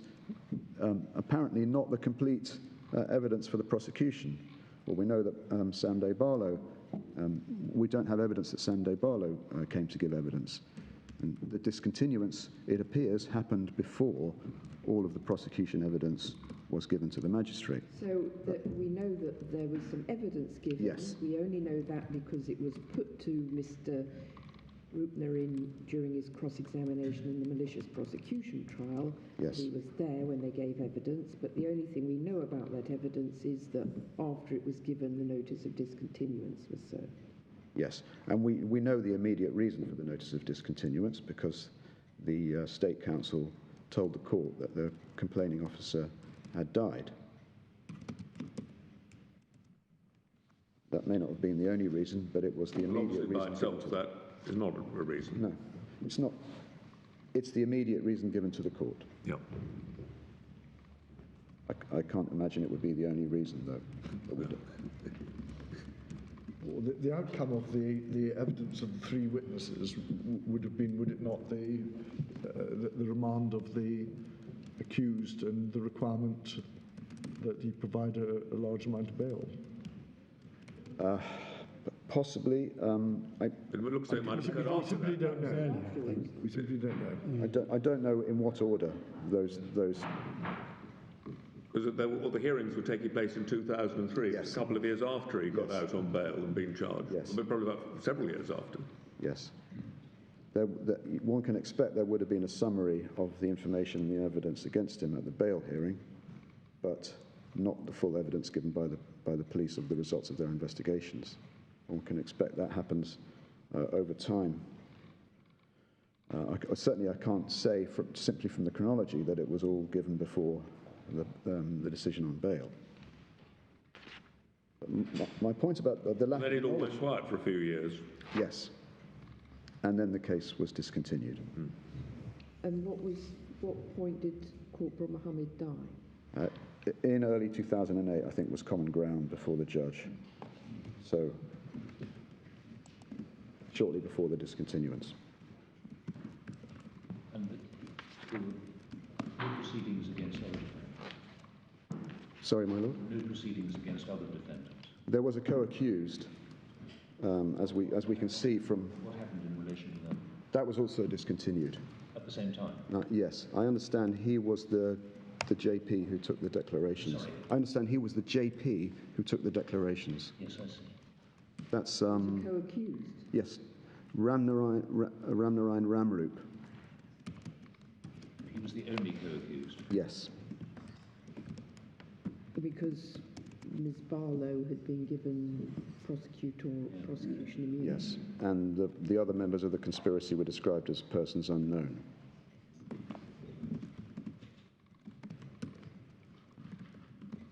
The point I make about the lack of information about the magistrate's proceedings and our lack of information now is that this was all the appellant's burden. It was for the appellant to show what it was about the case against him that justified a claim of lack of reasonable probable cause and malicious prosecution. And this information was available to the appellant. He was there. He heard the police set out the results of their investigations. The notes of evidence in the magistrate's court were made available to the appellant in these proceedings. That's page 296, item number 42. Sorry, page... Page 296. Please keep your voice up. 296, item 42.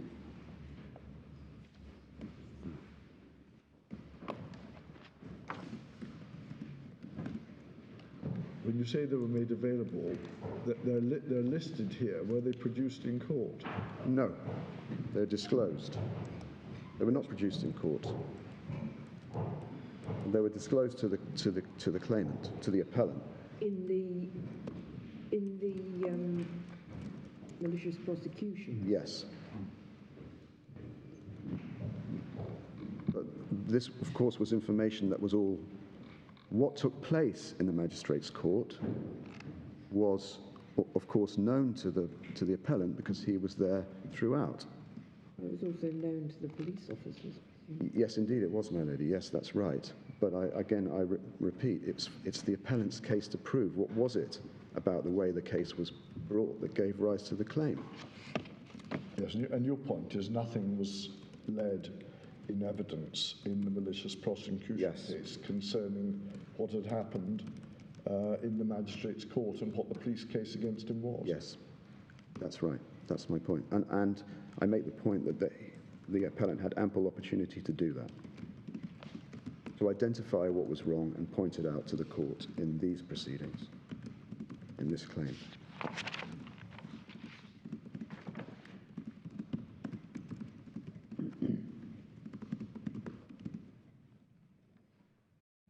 And when we look at the appellant's case, that's at page 23. The appellant's pleaded case is page 23.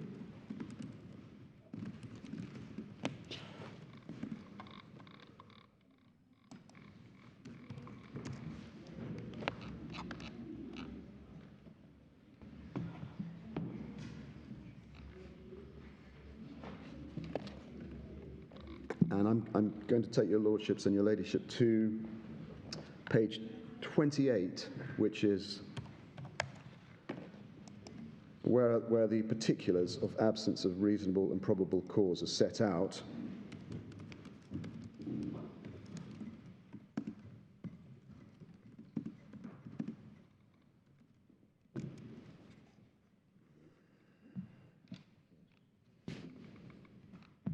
they go over the page to 29 and item G. I say particulars. These are said to be particulars, but no particulars of fact are given about any of these allegations. The only particulars of fact pleaded with regard to the prosecution are pages 24 to 25.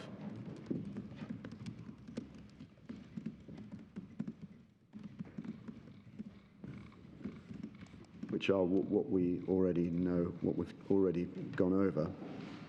The appellant was questioned,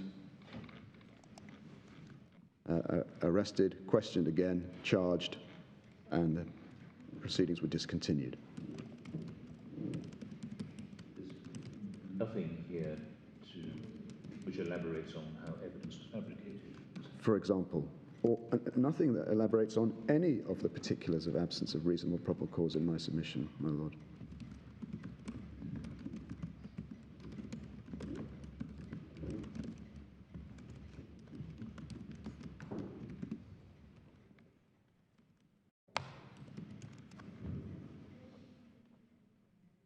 And then the appellant's evidence is at page 298.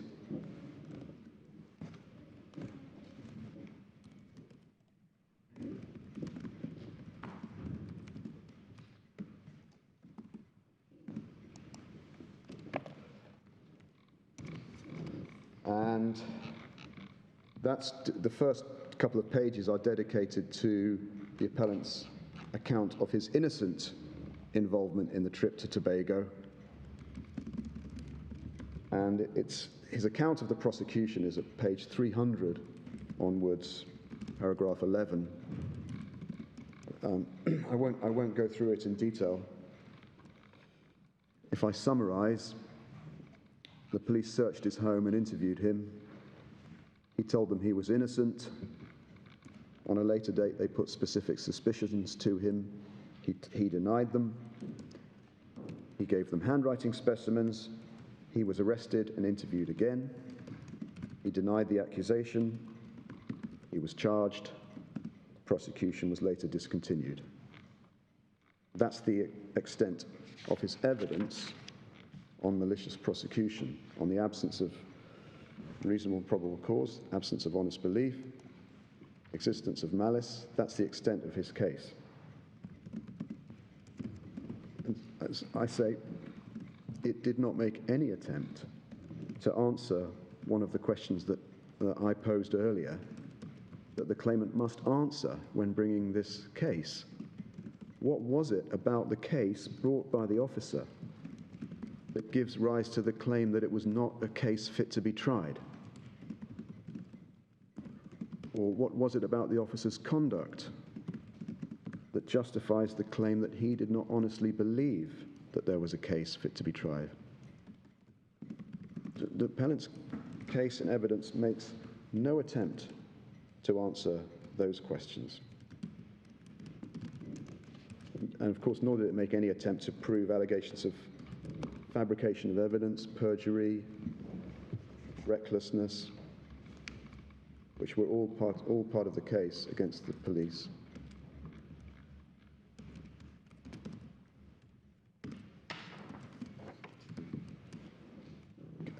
There's probably a good point to address the point taken by my learned friend about the pleaded defence, that which is also a new point, I should say, that the appellant's evidence was tailored, honed against the pleaded defence. Well, first point I make is actually the appellant's evidence needs to make out his own pleaded case as well as be honed against the defence. But if as the appellant now submits, his evidential case was tailored to meet the pleaded defence, one would expect the appellant at least to have been able to say that before the judge and before the Court of Appeal, and he didn't.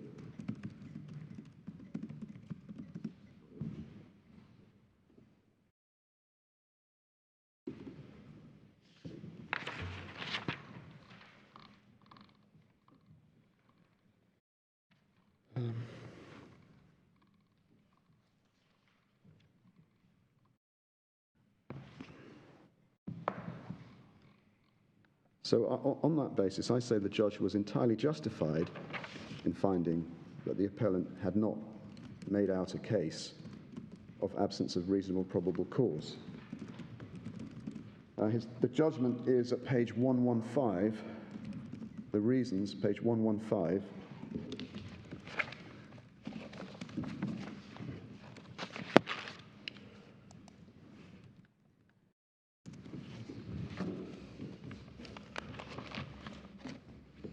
And if you go towards the end of the large paragraph, the judge's reasons that begin, my position is. So before that, he's been recording the claimant and the defendant's submissions. Although, while commenting on them, it's true. But as we don't have much time, let's just stick to the judge's express reasons. My position is.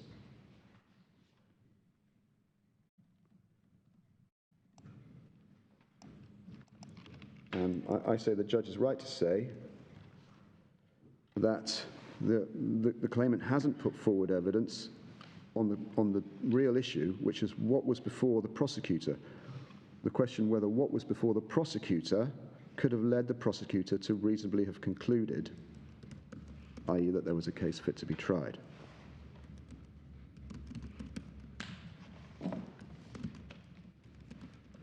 And then the next paragraph, in the absence of that evidence, the court isn't in a position to make that determination. Or rather, and this is the finding, the ratio, I think the way it should be put is that the claimant would not have satisfied that element of the tort that there was an absence of reasonable and probable cause to proceed with the matter.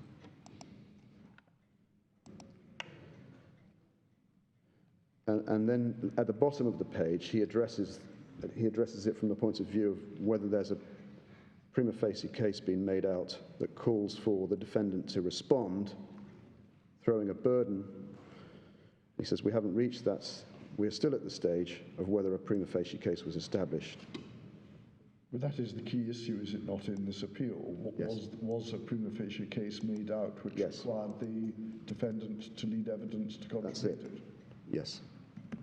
And I say both the judge and the Court of Appeal found that there wasn't.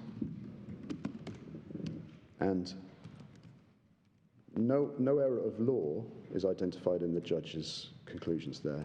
He correctly... The error of law alleged is that the judge thought that the fact that he was innocent was irrelevant to the question of whether there had been an absence of reasonable probable cause in a case which had not gone to trial. So there wasn't really anything that happened after the laying of the charge, which is relied on by either party. The evidence didn't really change between the laying of the charge and the bringing of the malicious prosecution. I agree with that last characterization, my lady, but not with the judge's characterization of it. I don't agree that he said it was irrelevant. He said it was insufficient and that there was nothing more given to him other than the claimant's innocence. Innocence is insufficient, as we've just seen from the authorities that we looked at. So the judge identified the right principles of law, made an assessment of the evidence that he'd been given, and found that it didn't amount to proof of the absence of reasonable probable cause. He was right, so he was right to say that the appellant's evidence as to innocence was not proof on its own, was insufficient. And he was entitled to find the appellant had given no other evidence to demonstrate the absence of reasonable probable cause.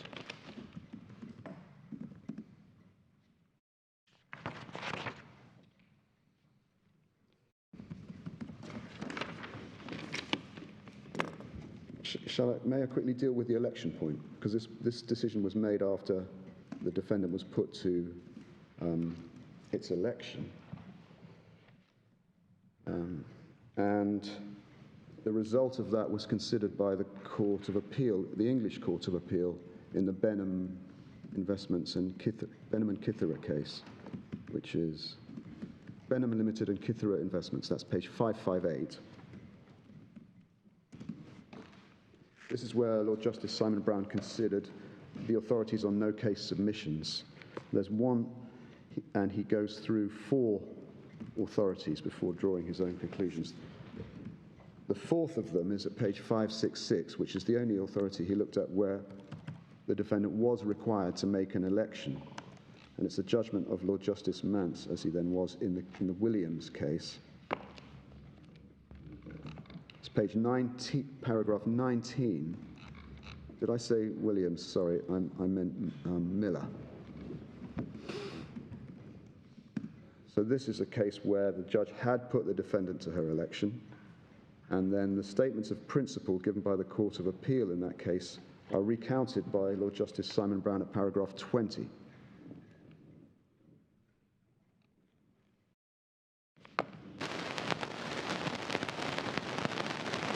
And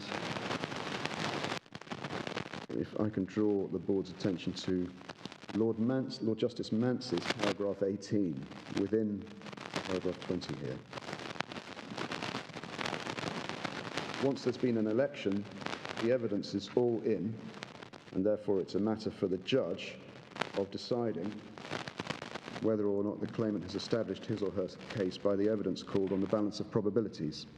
So that's the situation we're in after election. It simply amounts basically to choosing to call no evidence, and then the trial ends, and you decide whether the claimant has proved his case or he hasn't. Yes. Yep. Now, Justice Simon Brown puts a relevant qualification on that, his paragraph 30, which is relevant here because it's a point made by the appellants and addressed by the judge, which is page 571.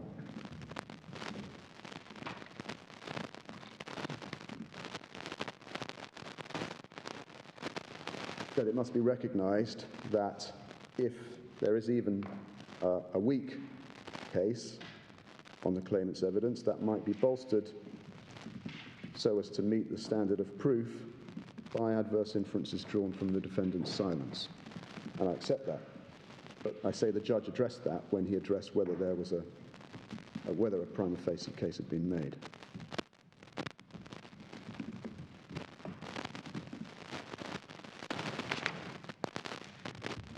So even if it's a weak case, it still has to be a prima facie case. Yes. Yes. And this is an assessment of this now becomes an assessment of all the circumstances and all the evidence by the judge. It's an evaluation of the facts to reach a legal conclusion. Yes. Which is why Devi and Roy is irrelevant. Irrelevant. Irrelevant. I'll take that guidance from you, Lordship. It's more like a Batodier case. Batodier, yes. So you're aware of the Batodier case? Yes. I don't think you mentioned it in your case. No, well, I didn't, but you now found it sensitive. No, I was aware of it before, but I didn't consider this to be an evaluation, a point of law based on an evaluation of facts. Well, you perhaps ought to have mentioned it because it was a case where the question of whether reasonable or probable cause for an arrest was susceptible of concurrent findings of fact. And it's a pretty similar question as to whether reasonable and probable cause for a prosecution is a question of that kind. Well, save that. In this case, the judge is assessing evidence before him and deciding whether a case has been proven before him. In Batodier, he's not making findings of fact. He's deciding whether or not there is a prima facie case which calls for an answer, and that is a legal analysis. Well, he's deciding what amounts to reasonable and probable cause, which is not a simply factual question. At the very least, you surely needed to mention Batodier and distinguish it, didn't you? If you're seeking to do that. Well, I'm not going to pursue the argument given given the board's guidance, because I'm just a bit concerned. That's certainly not my intention You were making a submission without addressing a case that needed to be drawn to the court's attention. Well, I apologise if I've therefore left the court without sufficient authority. But your point doesn't, your case doesn't depend on concurrent findings of fact and closing it down on that basis. Your case is that the trial judge was absolutely right in concluding that there was no prima facie case calling for an answer. Yes. And if we take a look at the Court of Appeal, and I just want to go quickly through their findings.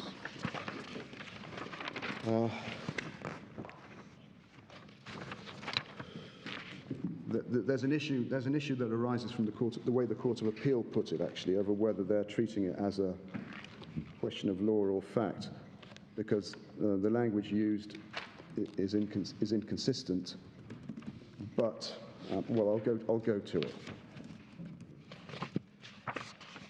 You're right that there is that inconsistency in the judgment. For example, we start at page 202.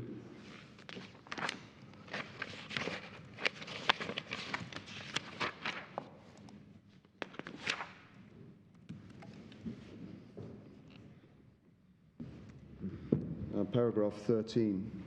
So the Court of Appeal first identified this appeared to be identifying this as a question of reversal of a trial judge's finding of fact. And then at paragraph 14, they ask whether the trial judge was plainly wrong, which appears to be using the language of an appeal against a finding of fact. Yes, it's clear they refer to Beacon, yes, which I think was a judgment that I wrote on behalf of the board a while ago, and yes, that was about concurrent findings of fact, or it was about the role of the appellate tribunal in relation to factual findings. Yes. And they adopt this test whether or not he is plainly wrong. Yes. So they seem to be seeing it as a purely factual analysis. Yes, although at paragraph 17, they say the appeal is one of law. Well, 16 is mixed fact and law. Yes. It gradually gets more legal as time goes on. Yes. And then when they turn to the question of whether they say the judge found as a matter of law that no prima facie case was made out against the AG. And so they go over the page, the appeal's therefore one of law. Although then when they make findings in support of the judge, they say on a number of occasions, we find the judge was not plainly wrong. But they also go further. I'm just going to get the references, because they don't only say the judge was not plainly wrong, they also expressly agree with and support his findings and make the same findings that he did. Let's see. I think it's page 218. I'll start at page 218. I'll start at page 218. So paragraph 47. This is where Court of Appeal make their own findings about the value of the evidence. The first of their own findings about the value of the evidence.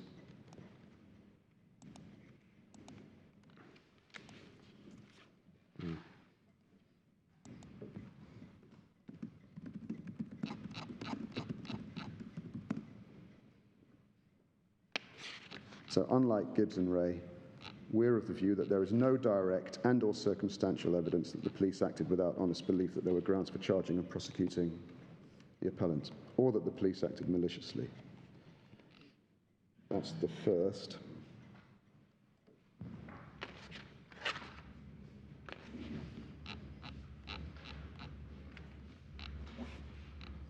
And then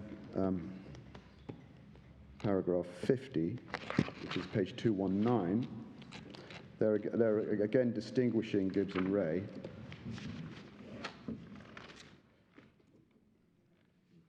And they talk about the fact that there was full disclosure And that's a reference back to paragraph 42 of the list, is it? I wasn't sure whether it also was going to encompass the magistrate's proceedings, but I probably should safer say it is encompassing only these proceedings, and it refers to what's disclosed in the list. Yes. Well, you've got the magistrate's proceedings. We know that 3 police officers gave evidence, and the list was the transcript of those proceedings. Yes. The list item 42. Yes. Yes. Although there would have been as I said, in the magistrate's proceedings, there's a duty of disclosure that would have included, for example, the certificate of analysis. Yeah. I don't know, I can't say that that's what the Court of Appeal are referring to there. But the point I make about this, in terms of positive findings that are the same as those of the judge, it comes just after. An adverse inference about the silence of the AG could only be made if there was an evidential basis provided. And MR, the appellant, failed in this regard. And going on, his denial of any involvement and knowledge were insufficient by themselves to persuade the court being the Court of Appeal here, to make inferences adverse to the AG.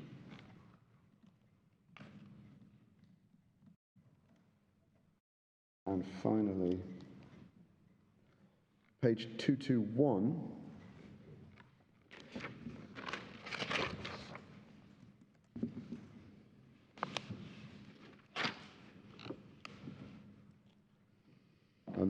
These are findings 54 and 55 where the Court of Appeal say the judge wasn't plainly wrong, but they go on to make their own supportive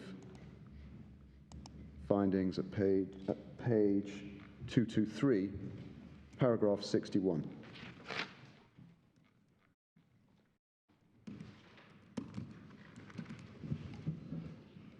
We can find no evidence, either direct or circumstantial, or by inference, to satisfy any of the particulars as stated in paragraph 2 herein. And paragraph 2 sets out the appellant's pleaded particulars of absence of reasonable and probable cause.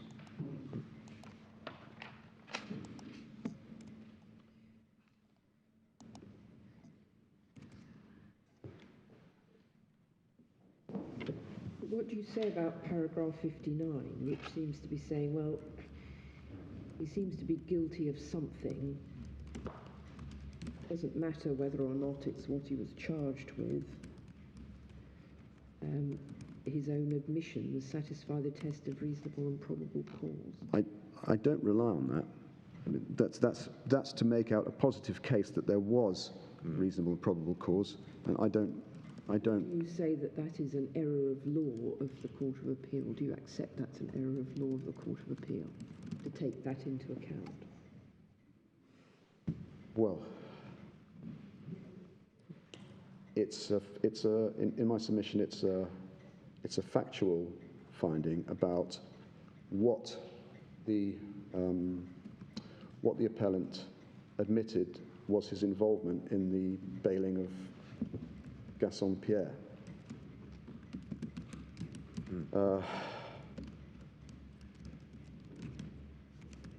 Whether it's an error of law to elevate that into involvement in the conspiracy that with which he was charged. So it doesn't really matter because you're not relying on that part of it anyway.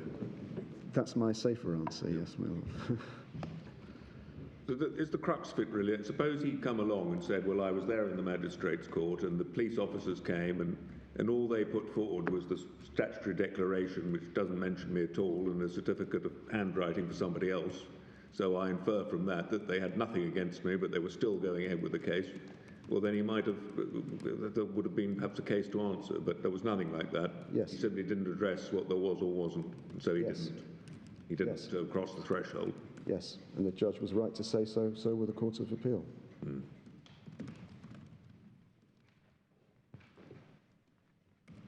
And if he's to take a point now that there never was a correct certificate of analysis, which would be an assertion of fact, it would be incumbent on him to say what he did receive in the magistrate's court and what he did hear said against him in the magistrate's court.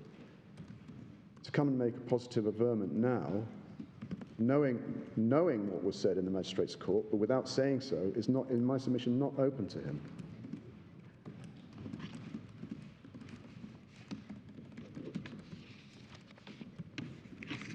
So I've got a few minutes. So summarising the course of appeal, they too correctly identified the principles of law applicable to the question the judge had to determine. They identified the evidence before him. They assessed his findings. They found he hadn't gone wrong. And moreover, they agreed with his findings. And they agreed with his assessment of the evidence. And I say they were entitled to do so, and there's no discernible error in their approach.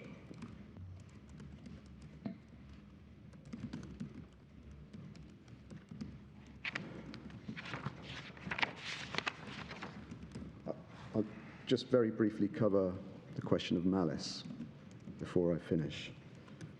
And just to take a look at the case law in the form of the case of Williamson, the board's judgment in Williamson, which begins at 8:20.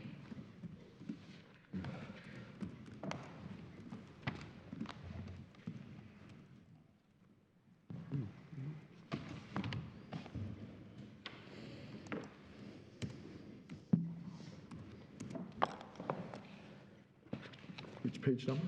So 8:20, the case begins. 8:25 is where the board's judgment discusses the elements of the tort, and in particular malice. Paragraph 11 is the elements of the tort.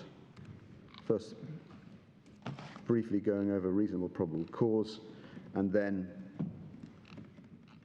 as we reach the bottom of the page, malice.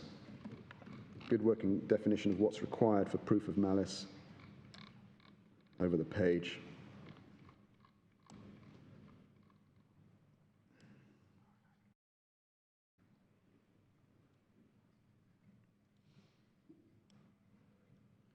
So, an improper and wrongful motive lies at the heart of the tort, therefore. It must be the driving force behind the prosecution. That's at 12. And then 13 is the proposition relied on by my learned friend. Malice can be inferred from a lack of reasonable and probable cause. With the qualification, it's always dependent on the facts of the individual case. It's for the tribunal of fact to make the finding according to its assessment of the evidence. Now, so an incompetent handling of a potential prosecution doesn't get them there. Doesn't get the claimant there. No, it doesn't. Yeah. And I would also draw the board's attention to paragraph 17 on page 827, because my submission is the proposition that one can infer malice from absence of reasonable and probable cause is not a broad and permissive proposition. It is in very rare it's in narrow circumstances that one should be able to infer malice simply from an absence of reasonable and probable cause. And you can see, here's an example given by Lord Kerr at paragraph 17, where there's absolutely no basis for suspicion, especially where that's accompanied by an apparent reluctance to proceed with the charge, one might draw such an inference. Sorry, you're reading paragraph 17? Paragraph 17. 827. Yes, got it. Thanks.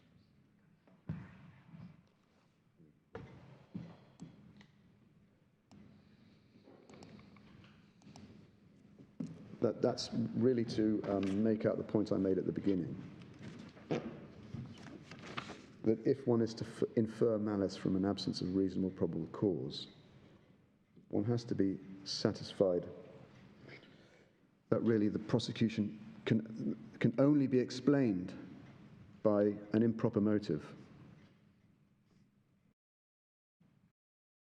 And for example, if it was so obvious that there was an absence of reasonable probable cause, the prosecution could only be explained by an improper motive.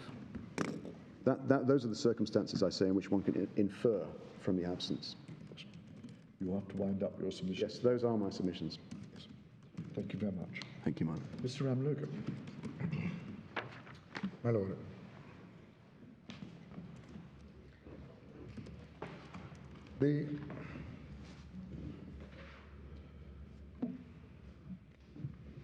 The way things operate in the magistrates, in the criminal justice system, in the magistrates court system, I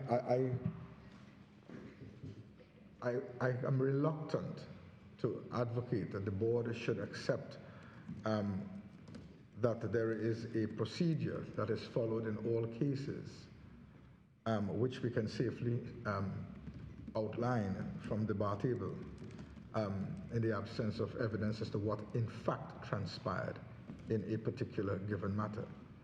For example, the issue of disclosure, oftentimes disclosure is done on a piecemeal basis. It's not given in one go. And there are, of course, cases where it's not given at all, quite frankly, and that's why a case may be discontinued. So I cannot join in, unfortunately, my learned friend's advocacy of of the supposition as to what would have transpired in the magistrate's court in this matter. Well, we do have some direct evidence from your client that the three police officers gave some evidence. We don't know what it was.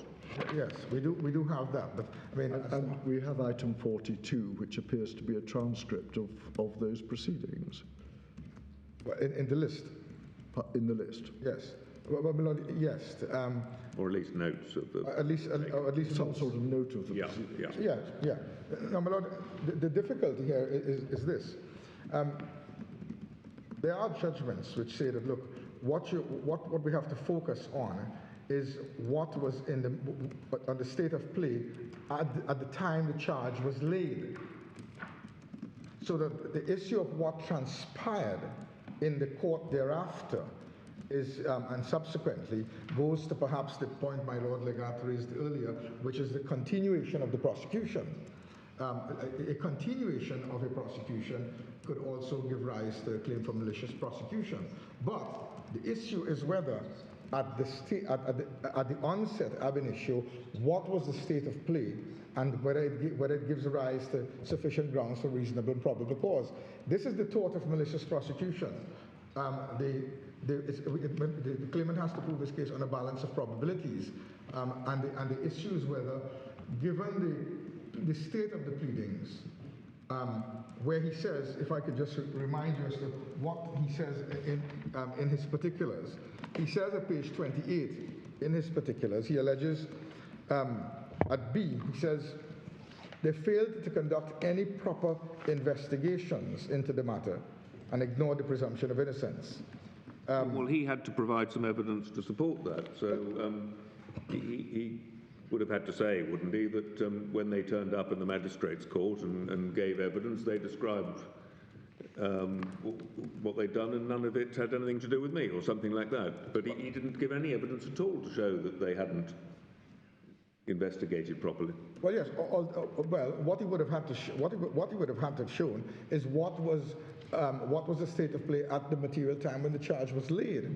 Yeah, but the evidence in the magistrate's court would have potentially gone to that.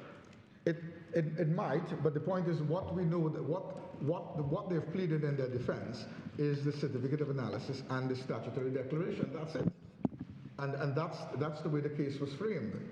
And it's not true to say that these points are being taken for the first time, as I'll come to show the board. Well, I think that is important. But yes, indeed, what was said before the trial judge about the inadequacy of the pleaded document? Yes. Well, look, can I go to that? If I can take you to page 96.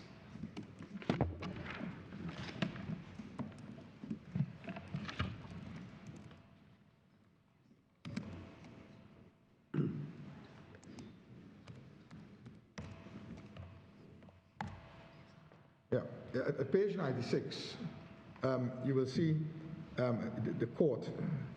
You had posed, this is the court in an exchange with Mr. Samlal, and he says, you had posed that at the very beginning of the trial and at the time you posed it, you assumed that the defendants were going to call witnesses and it would involve, among other things, bringing into play the forensic, well, that should be a report of the court, certificate of analysis, which, whether or not I was satisfied, even if I had accepted the claimant's position that he was in KFC and he was nowhere else, there is still the question of the forensic report and what one can refer from that. Well, that should be infer from that, and whether a police officer, based on that, accepting that he was at KFC, whether the police prosecutor, based on that, could have had an honest belief of guilt of the accused, and if anything, to me, that would have now, that would have been now your argument in that that evidence is no longer before the that evidence is no longer before the court. The evidence of that forensic analysis is not before the court. The court does not have something to weigh upon to say, well, one could still infer, if nothing else, that on the basis of the forensic analysis, a prosecutor could have had his honest belief. But that doesn't exist. So all I have now really is, as you say, the evidence of, and you're saying on that grounds alone, the court could not find that the prosecutor had an honest belief in the guilt of the accused. And the judge is right, isn't he? I mean, yes. He's saying that it was up to, if you wanted to make this point, you should have put in evidence yourself the certificate of analysis, and as pointed out, it was somebody else, but you haven't put it in evidence, so it's not before the court. No, I think I read it respectfully, my lord, the other way around. That look, they're the one. This was the particularized plea of the defendant as to what was in existence at the material time when the charge was laid, and they failed to put it in, and they didn't put it into evidence. I wonder if that is what he's saying. But in any event, if you show us the passages in the time available, yeah. Yes, please, my lord. Where you say that there was a discussion or evidence was led concerning what was before the magistrate. Indeed, my lord, yes, I shall endeavour to do so. And might I say this, it is simply not correct to say that we must make the assumption that the correct certificate of analysis would have been disclosed at the magistrate's court either. It is noteworthy that there was no cross-examination of the appellant on the issue of disclosure.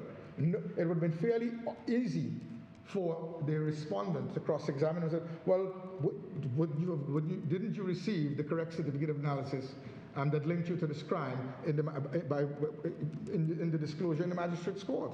Or that, not just simply say, well, were you present when Officer X gave evidence? Yes, yes, yes. But did you not hear Officer X say when he referred to the certificate of analysis, he said X, Y, Z?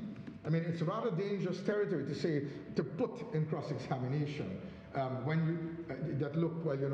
was present when they gave evidence without anything more, and then mount an argument to say, well, we should read into that all the omissions would have been cured and that he would have been privy to it. At page 108, we'll see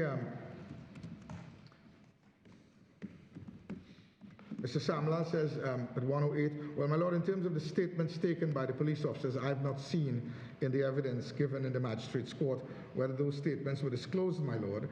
And I could be mistaken. I can't recall if I saw those statements taken by the police in the magistrate's court. I can't recall if that was disclosed there, my lord. And in any event, would be in the possession of the police officers, my lord. What we have to look at, my lord, is the document that has been disclosed by the police officers as well. And one of the reasons why they have indicated they charged the claimant, which is the certificate of analysis. Then lower down that same page, Mr. Samuel says, well, my lord, that is part of the defendant's defense. So the court says, but we don't really know that. The state of evidence before me now, who said that they relied on that? Well, my lord, that is part of the defendant's defense. It says handwritten specimen was taken freely from the claimant, and then they submitted a report that was disclosed. The specimen was submitted to the Government Forensic Science Department for analysis, and a subsequent report received. So And then it goes on to the next page. We have a trial, and that trial has come to an end. What do we do with these allegations that are set out in the defense when there is no evidence to buttress it? What becomes of it? You're asking me to treat it as evidence? No, please, my lord, we can't. My lord, when they put forward a version of events, they have to prove that version of events and it's diametrically opposed to the claimant's version. The claimant has indicated in his pleadings that this was a fabrication. He has stated his facts as he knows it. He could only speak to what was in his knowledge. Please again, my lord, and that comes to the point that there is no police officer available or charging Mr. Mohammed and so forth. Now, is that correct? I mean, why couldn't he have recovered the notes or transcript of the magistrate's hearing?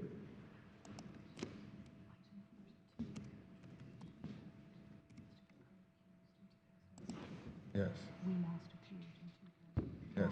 My lord, my learned Mr. Riley has quite rightly pointed out that page 296, item 42, relates to the co-accused and not, in fact, the appellant, because it relates to notes of evidence on R. Mohammed versus Ramanan Ramroop, dated the 26th of January 2007.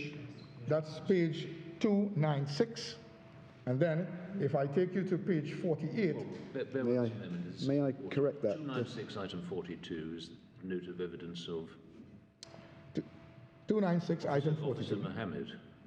Yes. And Ramroop was the co-accused? Yes, the Court of Appeal found it was... The Court of Appeal held that? Yes. They held that. I just wanted to correct, it's not... It's certainly not... co-accused as well? Yes, there certainly wasn't the point that this was related... There certainly wasn't the point that this related to a different trial. It's the co-accused, and the Court of Appeal made a finding as to that. Yes. So what, you're saying it was the same magistrate's court appeal? Yes, the same proceedings. Well,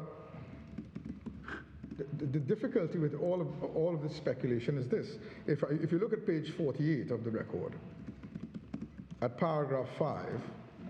40? 48. 48? Yes, 48, my lord, sorry. Paragraph? 5. You will see that the appellant says he appeared in the magistrate's court on numerous occasions in June, July, August, September, October 2003, April and July of 2004, and May of 2005. That's when he says he appeared in court. And if you look at the notes of evidence, it's dated 26th of January 2007. But wasn't this dealt with by the Court of Appeal? Well, Lord, in the absence of it, I mean, you know, we say that it invites speculation that ought not to be. What ought to have happened is that the adverse inferences ought to have been drawn. And that's our case. With respect, wasn't this dealt with by the Court of Appeal? I do recall there was a passage where this was discussed.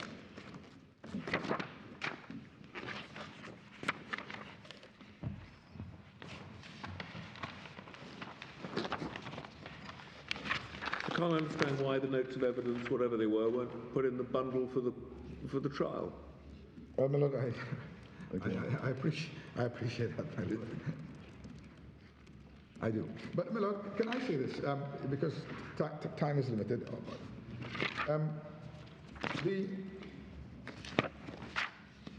In this case, the notes of evidence could only have taken us so far because of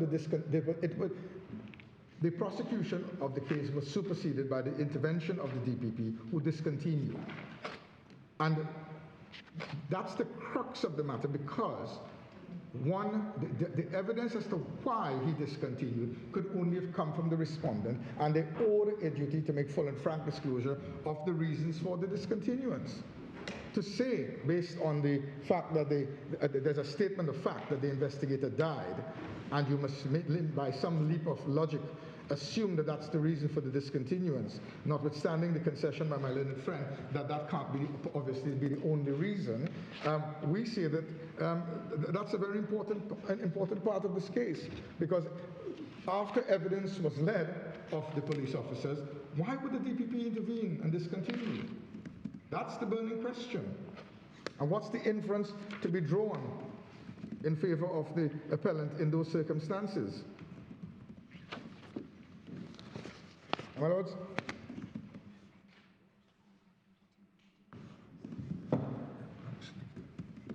and then in terms of in the Court of Appeal, just to show, just to complete, at page 133 of the record.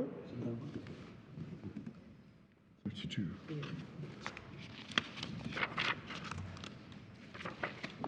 At 133, you will see in the submissions in the Court of Appeal, again, the certificate of analysis. It's not a new point. It was addressed at page 133. These are the submissions in the Court of Appeal.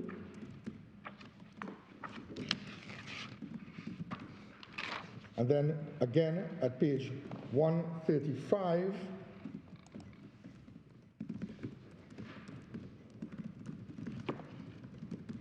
at paragraph 30, if I take you to 135, paragraph 33, you will see it should at this point be noted that the respondent relied upon the statement of Sandy Barlow to establish the falsity of the signatures. As stated above, Ms. Barlow simply states that her brothers were not present when she signed the bail documents. At page 135, 135, paragraph 33. I believe it's a point my lady had made earlier during the course of the hearing. Now, this document is what? These are the submissions filed on behalf of the appellant in the Court of Appeal. I'm addressing the submission made by my little friend, that these points were not made in the courts below, to show that they were, in fact, made in the courts below. So it's not being taken here for the first time. So at paragraph 33, it says, it should at this point be noted that the respondent relied upon the statement of Sandy Barlow to establish the falsity of the signatures. As stated above, Ms. Barlow simply states that her brothers were not present when she signed the bail documents. There is nothing to establish that the signatures appearing thereon, purporting to be that of the other two joint owners, were not in fact their signatures. Even more glaring is the fact that the statement referred to and adduced in the defense is actually a statutory declaration dated March 2000 after the preferment of the criminal charges. What is even more curious is the fact that the respondent claims that two of the joint owners of the properties, Matadai and Roopnarine, gave statements which deny taking bail but failed to disclose those statements. Further, in the defense in its defense, the respondent failed to state that the brothers denied actually signing the documents in question, nor is it alleged that the documents were placed before, etc. Well, I can just say it goes on to paragraph 35, but the point is, the certificate of analysis and the evidential implications of the statement of Sandy Barlow, these are not points that have been raised before the board for the first time. These were points that were made in the courts below, and I think my lady was quite correct to raise them earlier on in terms of the significance of the evidence of Sandy.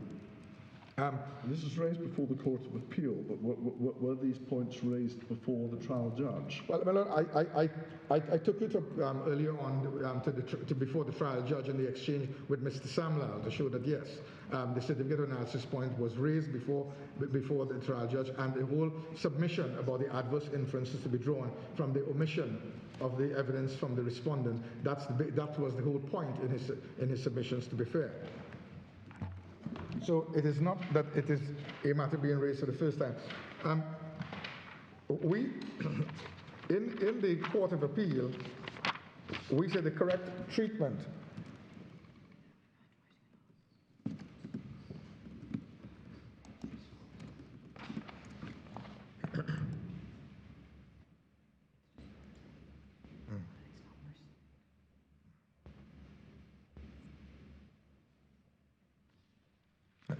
can I take you to page 239?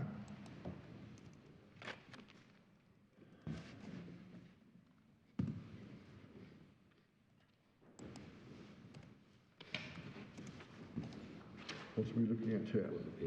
Sorry, my lord? This is the Court of Appeal's judgment? Yes, it is. It's this minority judgment of Justice Bill Smith. Yes, okay. And what he says in respect of the notes of evidence, I think we commend that to the board. And I think my learned friend in his written case has conceded the point that the failure to put it is not fatal.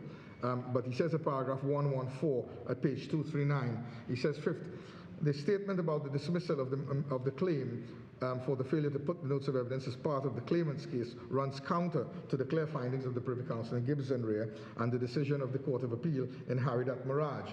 Now, Haridat Mirage is a Court of Appeal judgment in which the court has said, and the matter is, I think, pending judgment from this board, from the board, that basically you have to be careful. The trial court in a claim for malicious prosecution has to be very careful about simply relying on what transpired in the magistrate's court, because the relevant issue is, look, what was operating in the mind and what was the state of play as at the time the charge was laid. And that has to be done by reference to the pleaded case in the malicious prosecution. There would be no point in having a claim for malicious prosecution if all you simply did was say, well, look, here's the notes of evidence on the magistrate's court. Then there'd be no need for a pleading, there'd be no need for a trial. And that's the point. You've got to compartmentalize the trial for the claim of malicious prosecution, and it's to be done by reference to the pleaded case. And the pleaded case, as I showed you before, the pleaded case on behalf of the appellant is that they failed to conduct proper investigations, that they were reckless in the discharge of their duties, and that basically, there was no evidence upon which to base the charge. That's his case. I take you next to page 243. Mr. Logan, you better watch the time. Yes, thank you, my lord. How much? Adam, how much more? Yes, so you have a minute. 243, my lord. I'll close with 243. At page 243, paragraph 126. He says, thirdly, to suggest a party's case could be compromised or prejudiced by a failure of the opposite party to present their own evidence, especially in a case of malicious prosecution, would in effect be holding prosecutors to an unacceptably lax standard in these cases. Prosecutors must be aware that they have a duty to the court and to the wider society to conduct their affairs with transparency and all due propriety, especially when their actions impact on the lives and liberties of citizens. The serious consequences of their shortcomings, like in this case, ought not to be visited upon citizen claimants. This is even more egregious, whereas here, the uncontroverted evidence before the trial judge revealed only that an innocent and cooperative citizen... Mr. Logan, we have read Justice Smith's judgment, so I don't think we'll benefit from having it read out to us. Okay, my lord. My lord, I shall close simply by saying that the policy that the Justice of Appeal Smith is referring to, which is that it would be a very serious matter to say that the prosecution does not have a duty to make full and frank disclosure, and that it could lead to a drop in standards, is a serious matter that ought to be weighed in the balance, my lord. Those are our submissions. Thank you very much, Mr. Logan. Much obliged. It is clearly a matter of concern to the board that the claimant has remained on remand for a prolonged period in the circumstances which occurred. The issue for us, however, obviously will be to ascertain whether or not the evidence led before the trial judge was sufficient to give rise to an inference, a prima facie case of a malicious prosecution. The board is very grateful to counsel for their submissions this morning, and to those who assisted counsel in the preparation of the documents and those submissions. The board will take time to consider this matter and will produce a judgment in due course. Thank you.